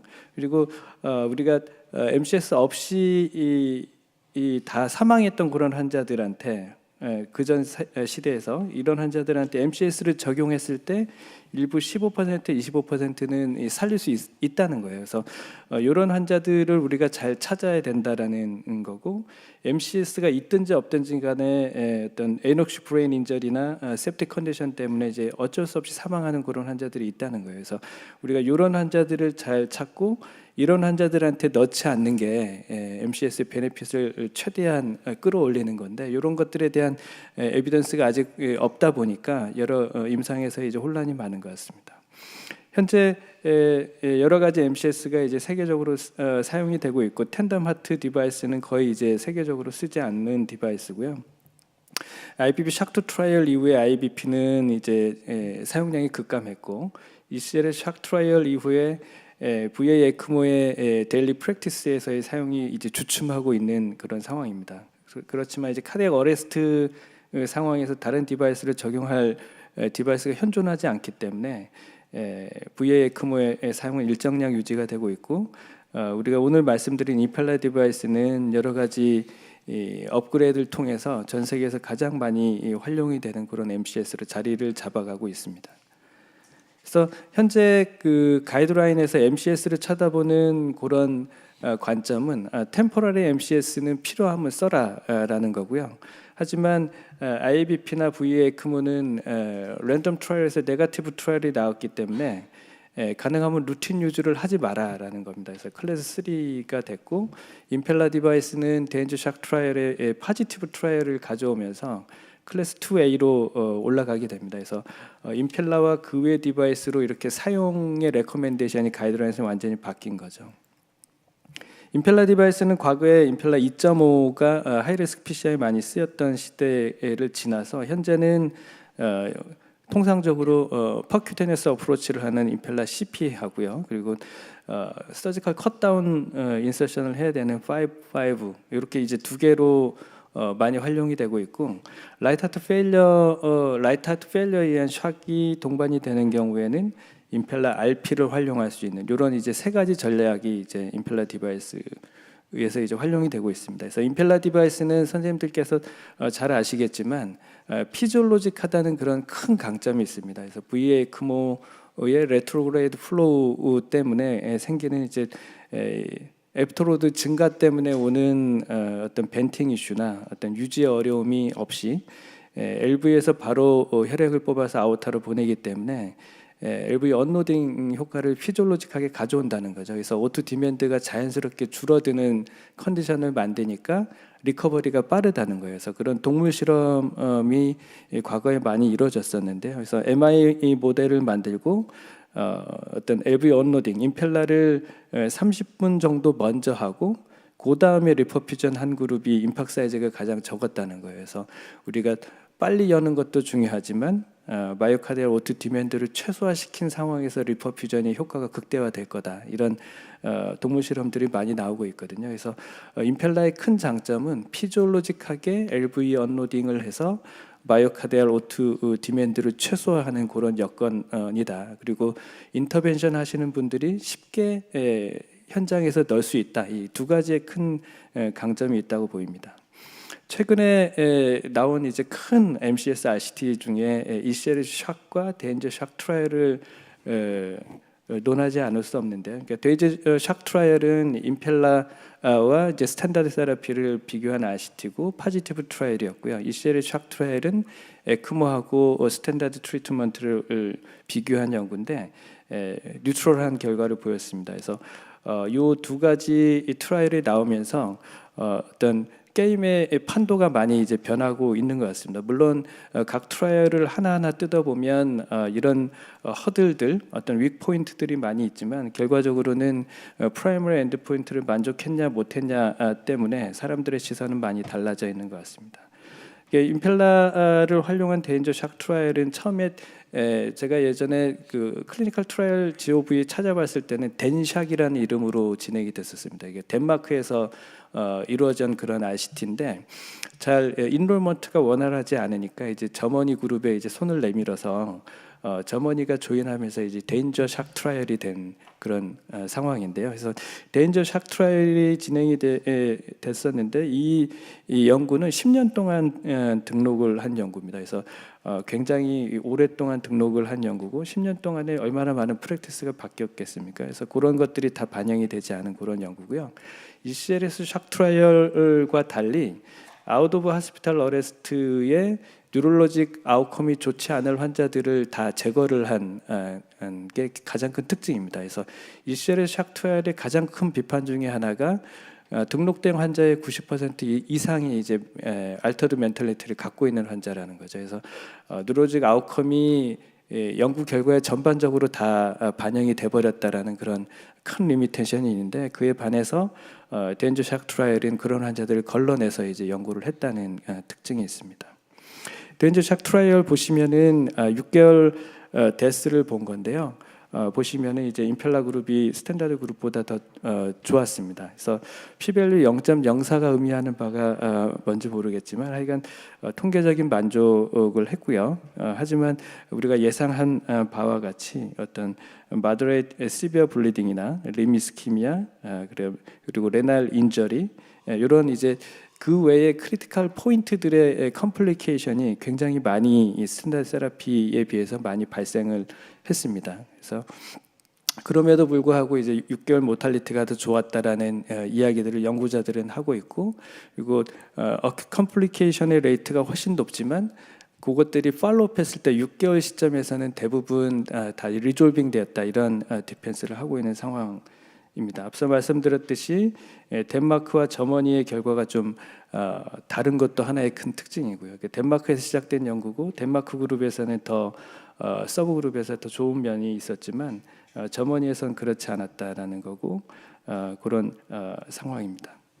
그래서 에크모하고 임펠라가 뭐가 다르냐? 그러니까 실제 저희가 임펠라를 써보지 않았기 때문에 잘 못 느끼고 있고 저도 못 느끼고 있습니다. 하지만 먼저 써본 외국 그 친구들의 얘기를 들어보면 임펠라도 외국 친구들도 다 초창기이기 때문에 에크모와 만만치 않게 그런 컴플리케이션이 많이 생긴다고 합니다. 하지만 우리도 과거의 에크모의 시절과 현재 에크모의 시절을 곰곰이 생각해 보면 과거에 생겼던 바스큘러 컴플리케이션 등등의 다른 컴플리케이션보다 현재는 조금 더 세련되게 우리가 운영을 하고 있지 않습니까? 그거와 비슷한 경험을 임펠라도 하고 있다고 저는 생각을 하고요.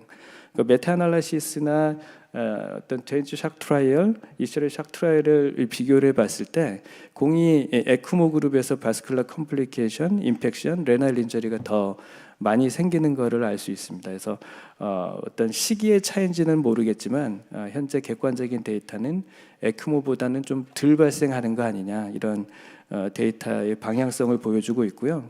그래서 이스라엘 샥 트라이얼, 데인저 샥 트라이얼들을 가지고 이렇게 논의하는 자리가 있었는데 유럽 그룹하고 미국 그룹하고 같이 이제 이야기를 했었는데 공이 이분들은 어떤 MCS와 연관된 그런 아웃컴은 단순히 그런 카디악 아웃컴보다는 어떤 크리티컬 포션, 블리딩이나 sepsis, 리날 인저리와 같은 그런 포션들이 더 잘 프로토콜화 돼야지 아웃컴을 극대화할 수 있을 거고 첫 번째 슬라이드에 말씀드린 아직까지 우리가 누구한테 언제 넣어야 되는지를 잘 모르는 것 같다. 그래서 이런 부분에 대한 정립이 조금 더 필요할 것 같다. 이런 말씀을 이제 하고 있습니다. 그리고 제가 이게 2019년도에 신부전 학회에서 어떤 제안을 받아서 하나 쓴 게 있었는데요. 당시에 이제 제가 생각했던 그 방향성은 MI 샥에서 어레스트가 동반되면 에크모로 가야 되고, 하지만 임펠라가 우리나라에 도입됐다고 이제 가정을 그때 이제 2019년 당시에 했을 때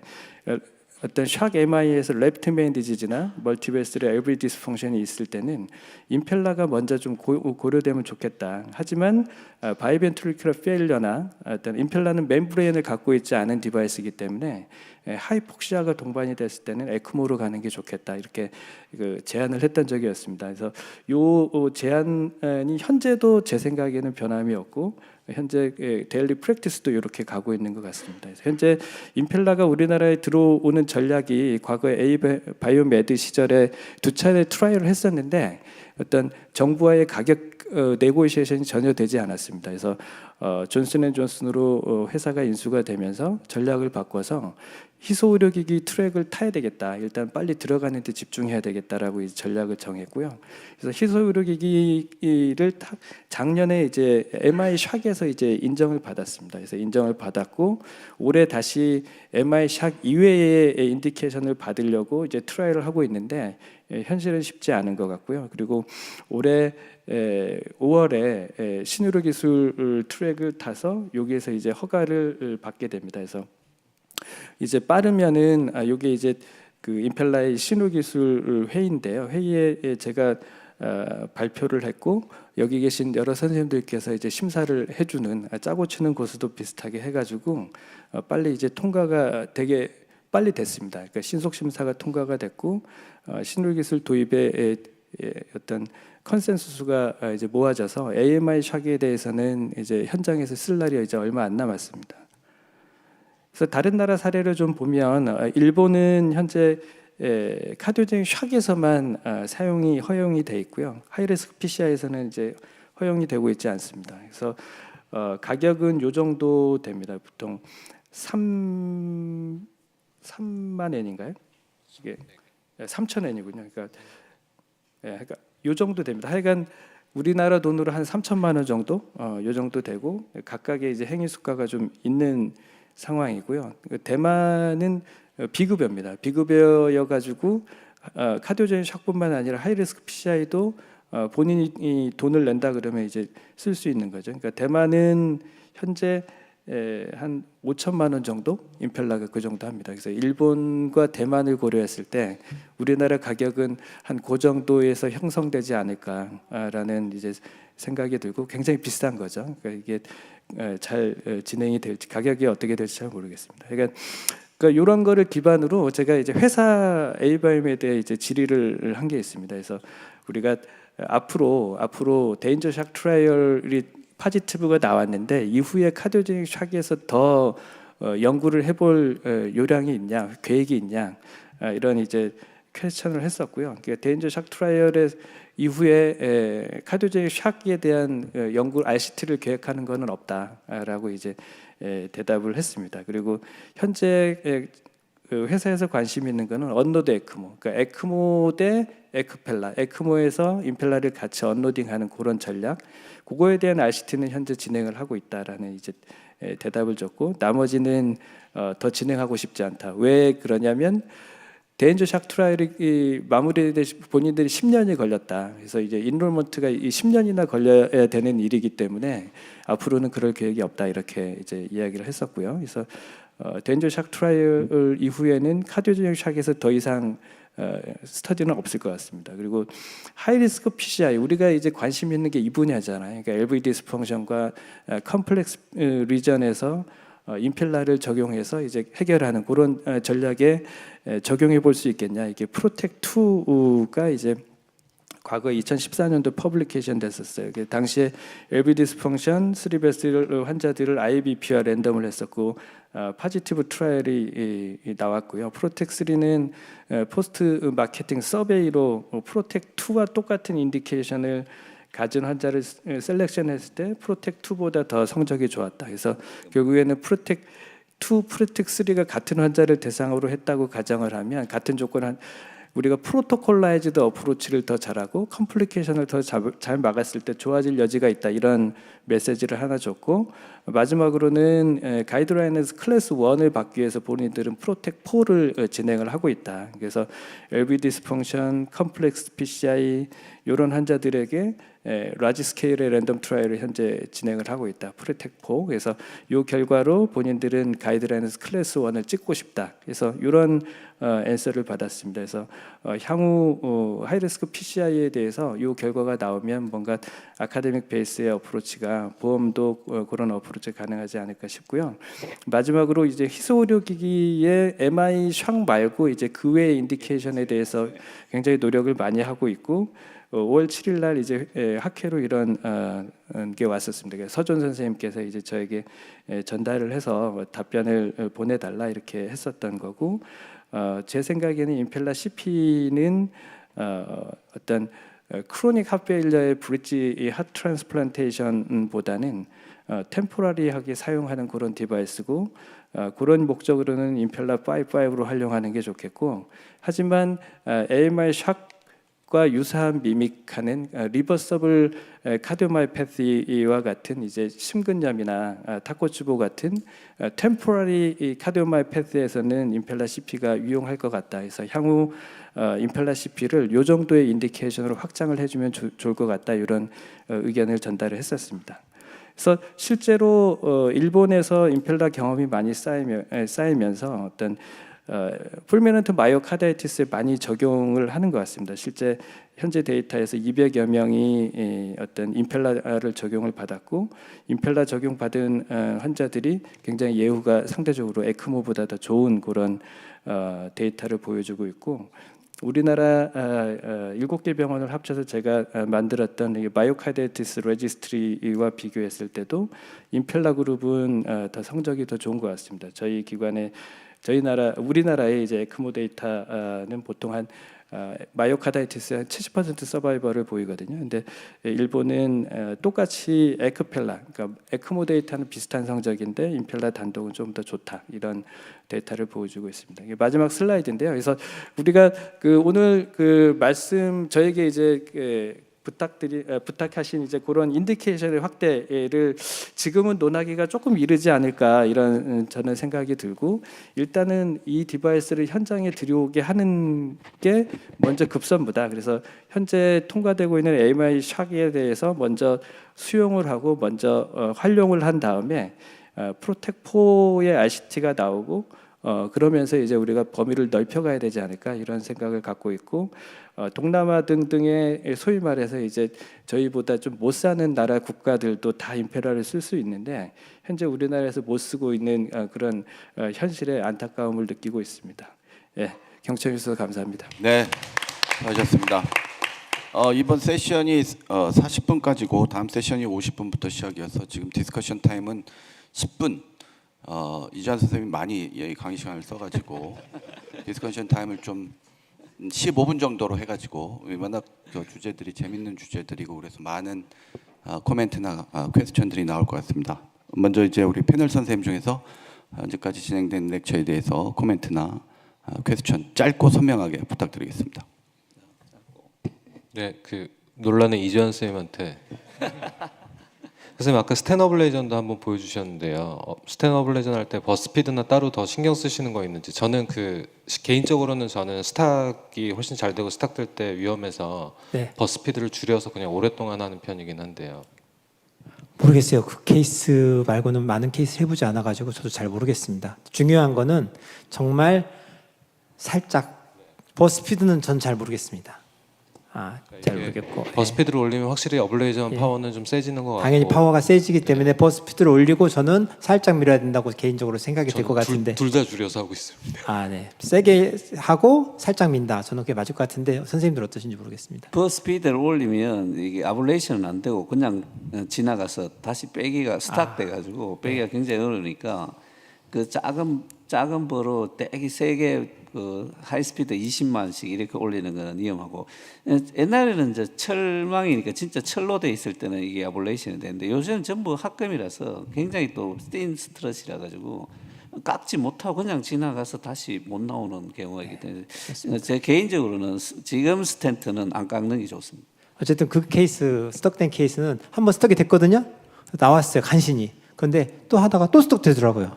그래서 지금 스텐트 요새 스텐트는 절대로 이게 뭐 언더 익스펜션 됐다고 하지 마시고 아까 있던 리소트레시를 한다든지 그렇게 굉장히 위험합니다.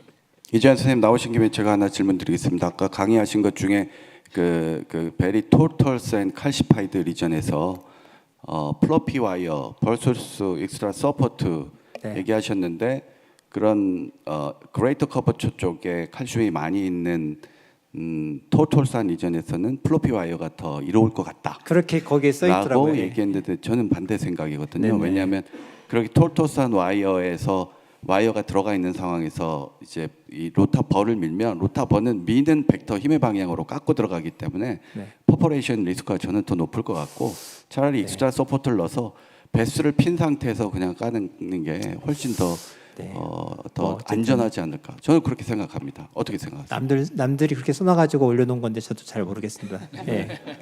다른 질문. 외양 따라 하시면 될 것 일본 같습니다. 사람들이 그 와이어 바이스를 되게 중요시 여겨갖고 그렇게 하는데 젠틀하게 스몰볼을 해서 깎아서 반응을 보고 그 다음 결정하면 저는 이제 그렇게 합니다.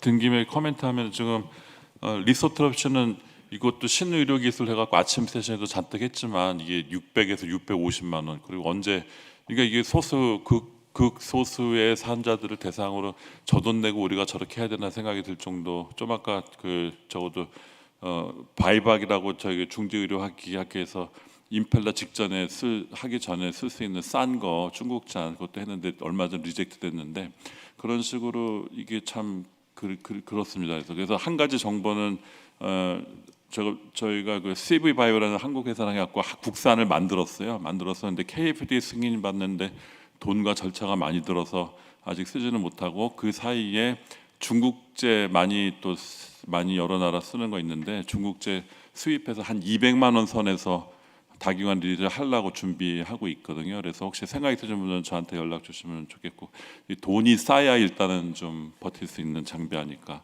그리고 아까 그 리스트 스코닝 발룬도 제가 알고 있는 최근까지 한 정보는 OPM 발룬이 이게 들어오다가 이게 수지 타산이 안 맞으니까 계류돼서 샘플 일부 좀 쓰다가 스탑된 걸로 제가 전해드렸거든요. 며칠 전에. 그래서 그 뭐 또 다른 정보인지 모르겠는데 그래서 그거 대용으로 그것도 UHP 울트라 하이 프레셔 발룬이라는 걸 하나 한국에서 만들어서 지금 저희 병원도 쓰고 있는데 그것도 CV 바이오 건데 더블 레이어로 해서 벌스트 프레셔를 30 40이 노미널이고 벌스트가 40기압까지 40기압 인플레이터는 제노스에서 나오거든요. 40기압까지 해서 또 거의 안 터지는 듀얼 레이어 프로파일 비교 작게 만들어서 OPN을 지금 대체해서 저희는 쓰고 있습니다. 그래서 참고로 필요하신 분들은 한번 써봐도 될 것 같고 스코링 발론에서 빠진 거는 아까 그립 발론 도깨비 방망이처럼 오들두들한 거 엠보싱 같은 거 그런 거 또 하나 있는데 어쨌든 그 세 개 스코링 발론은 다 뭐 조금 효과가 있는 것 같긴 한데 마음의 위로가 더 큰 거 아닌가 생각이 들고 커팅 발론을 이제 넌 ISR도 좀 쓸 수 있게 해야 더 강력한 프리 리전 트리트먼트가 되지 않을까 하는 것이 제 코멘트입니다. 다른 분들 네, 다른 패널 선생님 의견이나 코멘트. 질문 하나만. 네, 저희 일단 신의료 기술들에 대해서 많은 분들이 잘 강의해 주셔서 너무 잘 들었습니다. 빨리 이제 국내에 들어오면 좋겠고 일단 비용이 가장 허들이라고 저도 생각을 하는데 제가 두 가지 이제 지금 이제 IBL도 비용은 만만치 않고 그래서 이제 해외에서 쓴 케이스를 보면 IBL 사용하면서 이제 로타를 같이 사용했던 케이스가 있다거나 이런 것도 있는 것 같습니다. 근데 이제 결국에는 그 두 가지를 꼭 사용해야 될 케이스가 어떤 건지 그리고 만약 사용을 한다면 순서를 어떻게 할지 IBL을 먼저 하는 게 좋을지 로타를 먼저 하는 게 좋을지 뭐 케이스 바이 케이스인지에 대한 의견이 좀 궁금하고 또 한 가지는 양정일 교수님께서 말씀 주신 임펠라가 이제 국내에 들어온다면 아까 말씀 주신 것 중에 심정지에서는 이제 임펠라보다는 에크모가 좋겠다라고 하셨고 그 이유로 하이폭시아를 예를 드셨습니다. 이제 그런 경우 이제 어큐트한 이제 마이오카이다이티스나 MI에서 결국 풀모널 에데마로 하이폭시아가 조금 예상이 되는 상황에서 이 임펠라를 사용하는 것이 좀 괜찮을지 이런 것들이 좀 궁금합니다. 양정훈 선생님 시간 아끼기 위해서 먼저 나와 계세요. 예. 첫 번째 질문 로타 IBL 먼저 대답드리면 IBL이 고가의 장비인데 사실 들어가다가 스톡되거나 하면은 이거를 다시 꺼내야 되는 문제도 있고요. 터지기도 하고 이래서 사실 이렇게 어드밴스가 안 되는 경우에 로타로 먼저 갈고 들어가는 게 맞아서 순서가 로타 플러스 IBL이 맞는 것 같습니다. 그래서 로타도 크랙을 줄 수 있지만 어쨌든 딥칼슘까지 있어서 IBL이 필요할 경우 이럴 때는 로타 플러스 IBL이 필요하겠고 진입 안 될 때는 로타가 반드시 필요할 것 같습니다. 그리고 IBL 넘어가기 전에 이제 우리가 프리벌룬을 하기도 하지만 그거를 판단하는 기준으로 어쨌든 OCT가 우리가 마이크로 크랙 보기에도 좋으니까 OCT 카테터를 먼저 넣어보고 그게 지나가면은 이제 IBL도 지나갈 수준은 되겠다라고 그런 정보를 얻을 수 있을 것 같습니다. 이게 결국은 프로시저럴 엔드포인트를 평가하는 게 되게 중요한데 로타를 했어요. 근데 그 다음에 이제 포스트 딜을 했는데 다 잘 펴지면 굳이 IBL 할 필요가 없잖아요. 네. 그렇죠? 네, 그 인서클링 칼슘인데 예를 들어 아이부스는 거기만 보이지만 우리가 OCT로 보고 나면은 이제 thickness가 보이지 않습니까? 그래서 슈퍼피셜한 거는 그냥 로타로만 갈면 될 것 같고요. 그 다음에 한 번 더 OCT 해보면 좋을 것 같고, 근데 딥칼슘 엑센트릭은 로타로 안 되는 경우도 많아서 그럴 때는 로타 했어도 IBL이 필요하지 않을까 싶습니다. 그러니까 우리가 그 상황에서 얻으려고 하는 거는 스텐트 옵티미제이션인데 이제 벨론이 충분히 펴지면 대부분 스텐트 넣으면 펴질 테니까 네. 그렇게 가도 되지 않을까. 왜냐하면 IBL로 바로 넘어가기에 너무 고가의 장비인데다가 그래서 저 한주영 선생님. 네, 저희가 뭐 IVL을 좀 먼저 시작을 해서 어제까지 8케이스를 했는데 이제 뭐 일상적으로 쓰는 도구는 아니죠. 근데 이제 로타블레이션을 벌룬이 뭐 안 넘어가면 무조건 로타블레이션 할 수밖에 없으니까. 근데 로타블레이션 하고 나서 보시면 이관영 선생님 말씀하셨지만 이미징 디바이스로 봤을 때 2mm 정도 루멘이 나오지만 인서클링 칼슘이 있으면 거기 안 펴집니다. 뭐 벌룬을 한번 해봐도 되죠. 벌룬을 해봐도 되는데 안 펴집니다. 그다음에 그럴 때는 이미징이 중요한 게 NGO로 하면은 3.0, 3.5 벌룬 하면 펴진 것 같이 보이지만 이미징으로 보면은 절대 거기 안 펴진 경우 많거든요. 그래서 로타하고 이제 벌룬 해볼 수 있습니다. 근데 그러려면 반드시 이미징으로 확인을 하셔야 이게 깨진지 안 깨진지 알 수 있고 NGO로 안 펴지면 당연히 안 펴진 거고 NGO로 펴져도 이미징으로 보면 안 펴지는 경우가 있어서 뭐 비싼 장비니까 벌룬까지 해보고 이미징하고 확인하시고 그 다음에 필요하면 IVL 한다. 그게 이제 우리나라에서는 아마 제일 맞는 콘셉트일 것 같고 근데 저희가 경험이 쌓이고 이게 급여가 되고 하면 이미징을 보고 이거는 그냥 한번 해볼 수 있겠다. 그런 케이스들도 늘어나지 않을까 싶습니다. 저희 스텐트 넣고 안 펴지면은 그냥 하면 안 될까요? 그러면 그 이제 ISR 케이스 이제 예전에 났던 ISR 케이스에는 아주 좋은 인디케이션, 아까 박헌식 선생님 말씀하셨지만 아주 좋은 인디케이션이 될 것 같고요. 근데 이제 프레실리 인서티드 스텐트에는 이게 폴리머를 이제 좀 다치게 한다는 컨선들이 있는 것 같습니다. 근데 그 실험실 데이터를 보면 폴리머 별로 손상 없다 해서 해볼 수는 있는데 굳이 그렇게 할 필요는 없지 않을까. 먼저 충분히 확장하시고 그 다음에 스텐트 넣는 게 낫지 않을까 싶습니다. 뭐 환자가 돈이 많으면 어쨌든 지금 환자가 부담해야 되는 거잖아요. 비용을. 네. 양정훈 선생님. 질문하신 게 이제 적용과 그 다음에 치료가 이게 약간 분리돼야 될 것 같고요. 그래서 우리가 임펠라는 LV 서포트 디바이스, 엘바드의 일종이고 임펠라의 종류는 엘바드가 있고 알바드가 있는 거거든요. 그래서 우리가 어레스트 상황이라는 거는 LV 페일러에 펄모너리 컨제스천 심하게 생기는 상황인 거고, 우리가 MI 샥이라는 거는 LV 페일러에 컨제스천이 덜 생기는 그런 조건인 거예요. 그래서 멤브레인이 산소화기가 있냐 없냐는 이제 컨제스천 정도가 이제 결정을 하는 거고, 우리가 LV 동시 이 페일러를 오버컴하는 거는 임펠라는 불가능한 거거든요. 그래서 바이벤트리큘러 페일러에서는 에크모가 유리하고 아이솔레이트드 LV 페일러에서는 이제 임펠라가 유리하다, 이렇게 이해하시면 좋을 것 같습니다. 그러면 근데 네, 얘기하세요. 그 어레스트 상황에서 저희들이 보통 에크모를 넣고 이제 안주를 보게 되잖아요. 근데 지금 임펠라의 적응증을 보면은 MI가 확인이 돼야지 임펠라를 넣을 수 있는 이런 상황이 되기 때문에 사실 그러면은 그냥 우리가 그 응급실에서 임펠라를 넣어야겠다고 결정해서 올라오는 경우는 없이 그냥 안주하다가 MI 환자가 발견되면은 그때 가서 넣을 수 있는 그런 상황이 될 것 같은데 어떻게 생각하세요? 우리가 이제 MI를 의심하고 진단하는 게 눈으로 딱 확인해야지 되는 건 아니니까, 응급실에서 심전도에서 스테미가 당연하다 그러면 이제 스탠바이를 할 수 있는 거죠. 그래서 코로나리를 꼭 찍어야지 넣다, 이런 개념은 아닌 것 같습니다. 뭐 바소스파즘도 있을 수 있죠. 네.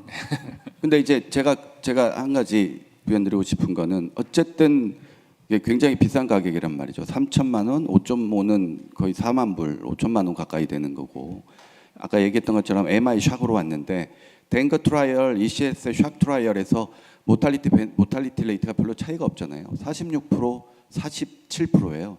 근데 여기서 좋다고 하는 건 메디컬 세라피 대비 좋다라고 하는 건데, 희한하게 더 좋은 환자군을 댕거 샥 트라이에서는 인롤 시켰는데 브레인 인저리 없는 메디컬 세라피군이 거의 58%에 더 모탈리티가 더 많이 생김으로써 얘가 반사 이익을 얻은 건데, 이게 실제 우리가 MI 샥 환자 왔을 때 거의 같은 모탈리티 50% 가까운 모탈리티를 보이는 두 디바이스를 어떤 걸 선택해야라고 생각했을 때 고민이 안 될 수가 없을 것 같다. 네, 그래서 그 부분은 이게 트라이얼이 한쪽은 30데이 모탈리티고요, 하나는 6개월 모탈리티입니다. 그래서 우리가 옛날에 텍스트북에는 서바이벌이 샥은 서바이벌하면 평생 잘 산다, 이렇게 텍스트북 기술이 돼 있었는데, 최근은 카디오제닉 샥이 믹스드 피처가 되게 많아요. 올드에이지에 코모비디티를 많이 갖는. 그래서 요즘 우리나라 빅데이터도 그렇고 외국 데이터도 그렇고 카디오제닉 샥이 서바이벌을 하고 퇴원해도 꾸준히 많이 사망합니다. 그래서 6개월 데스로 따지면 ECR 샥 트라이얼의 양군이 훨씬 더 올라가게 됩니다. 그래서 그 상황을 좀 이해해 주시면 좋을 것 같습니다.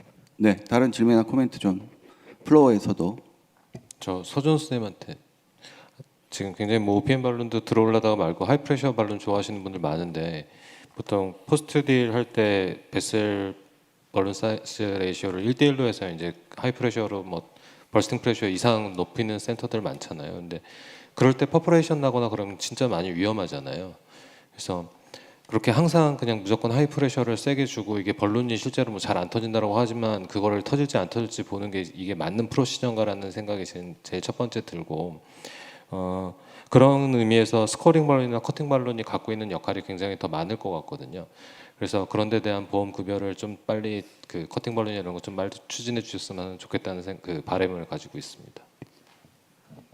박학 선생님의 의견을 전적으로 받아들여서 열심히 해보겠습니다. 그래서 진짜 중요하거든요. 왜냐하면 리전 프리퍼레이션이 제일 중요합니다. 리전 프리퍼레이션이 잘 안 된 다음에 컴플렉스 PCI에서 진짜 리전의 컴플렉시티를 어느 정도 해결해주고 마무리를 짓지 않고 하면 스텐 언더 익스펜전 생기고, 그러면 거기에 따라서 컴플렉션이 다 생기기 때문에 그런 것들에 대한 그 행정적인 인지를 많이 갖게 했고요. 그리고 곧 커팅 벌룬 같은 경우는 보험 고시가 날 거고, 그다음에 지금 저희가 또 하고 있는 게 IBL도 지금 신의료 기술 탔지만은 보험 급여를 받기 위해서 지금 신청을 해서 지금 하고 있습니다. 그래서 이제 그러면 또 많이 싸워야 되는데, 보험 급여를 받는다는 건 저희가 단순하게 나라에서 해주는 게 아니라 그러면 급여의 조건과 근거를 대야 되고, 그다음에 의사들의 행위를 다 일일이 다 따져야 되거든요. 그게 상대가치 점수라는 겁니다. 타비가 이렇게 그러니까 행위 수가가 낮게 된 거는 너무 빨리 서로 하고 싶어가지고 행위 수가를 그냥 말도 없이, 그러니까 상대가치를 그냥 완전 폄하시켜 버린 거거든요. 저희 스스로가. 그래서 NGO 그냥 CAG보다도 못한 가격을 받는 그런 결과가 나서, IBL 같은 경우도 그런 절차를 지금 시행하고 있고, 한지원 선생님이 8케이스나 했다 그래서 그쪽 최경호 선생님이 많이 보험위원이니까 우리 양정원 선생님도 저 때 많이 괴롭힘을 당하셨는데, 최경호 선생님한테 한번 부탁을 해서 IBL도 좀 같이 작업을 할 수 있도록 하겠습니다. 아무튼 여러 가지 이슈들에 대해서 지금 솔직히 뭐 윤석열이 만든 그런 이벤트 때문에 좀 태생은 안 좋지만 많이들 저희가 혜택을 받는 것들이 많이 있거든요. 그래서 빨리 정권이 바뀌기 전에 빨리빨리 해야 돼서 뭐 있으면 빨리 얘기해 주시기 바랍니다. 예. 시간 관계상 마쳐야 되겠습니다. 조금 시간이 지났는데 오늘 보니까 IVL이라든지 로타블레이션이라든지 이런 칩 환자에서 굉장히 하이프레셔 볼룬, 뭐 커팅 볼룬, 뭐 또 스코링, 뭐 NSE 이런 기타 굉장히 우리가 좀 익숙해져야지 장단점을 잘 알고, 또 아까 에크모도 마찬가지고 임펠라에 대해서 새로운 신 디바이스가 오면 우리가 열심히 공부를 해서 장단점을 잘 파악하는 게 중요할 것 같습니다. 오늘 강의해 주신 분 다시 한번 감사드리고, 패널 선생님 이 자리에 참석하신 모든 분께 감사드립니다. 이것으로 이 세션 마치도록 하겠습니다. 감사합니다.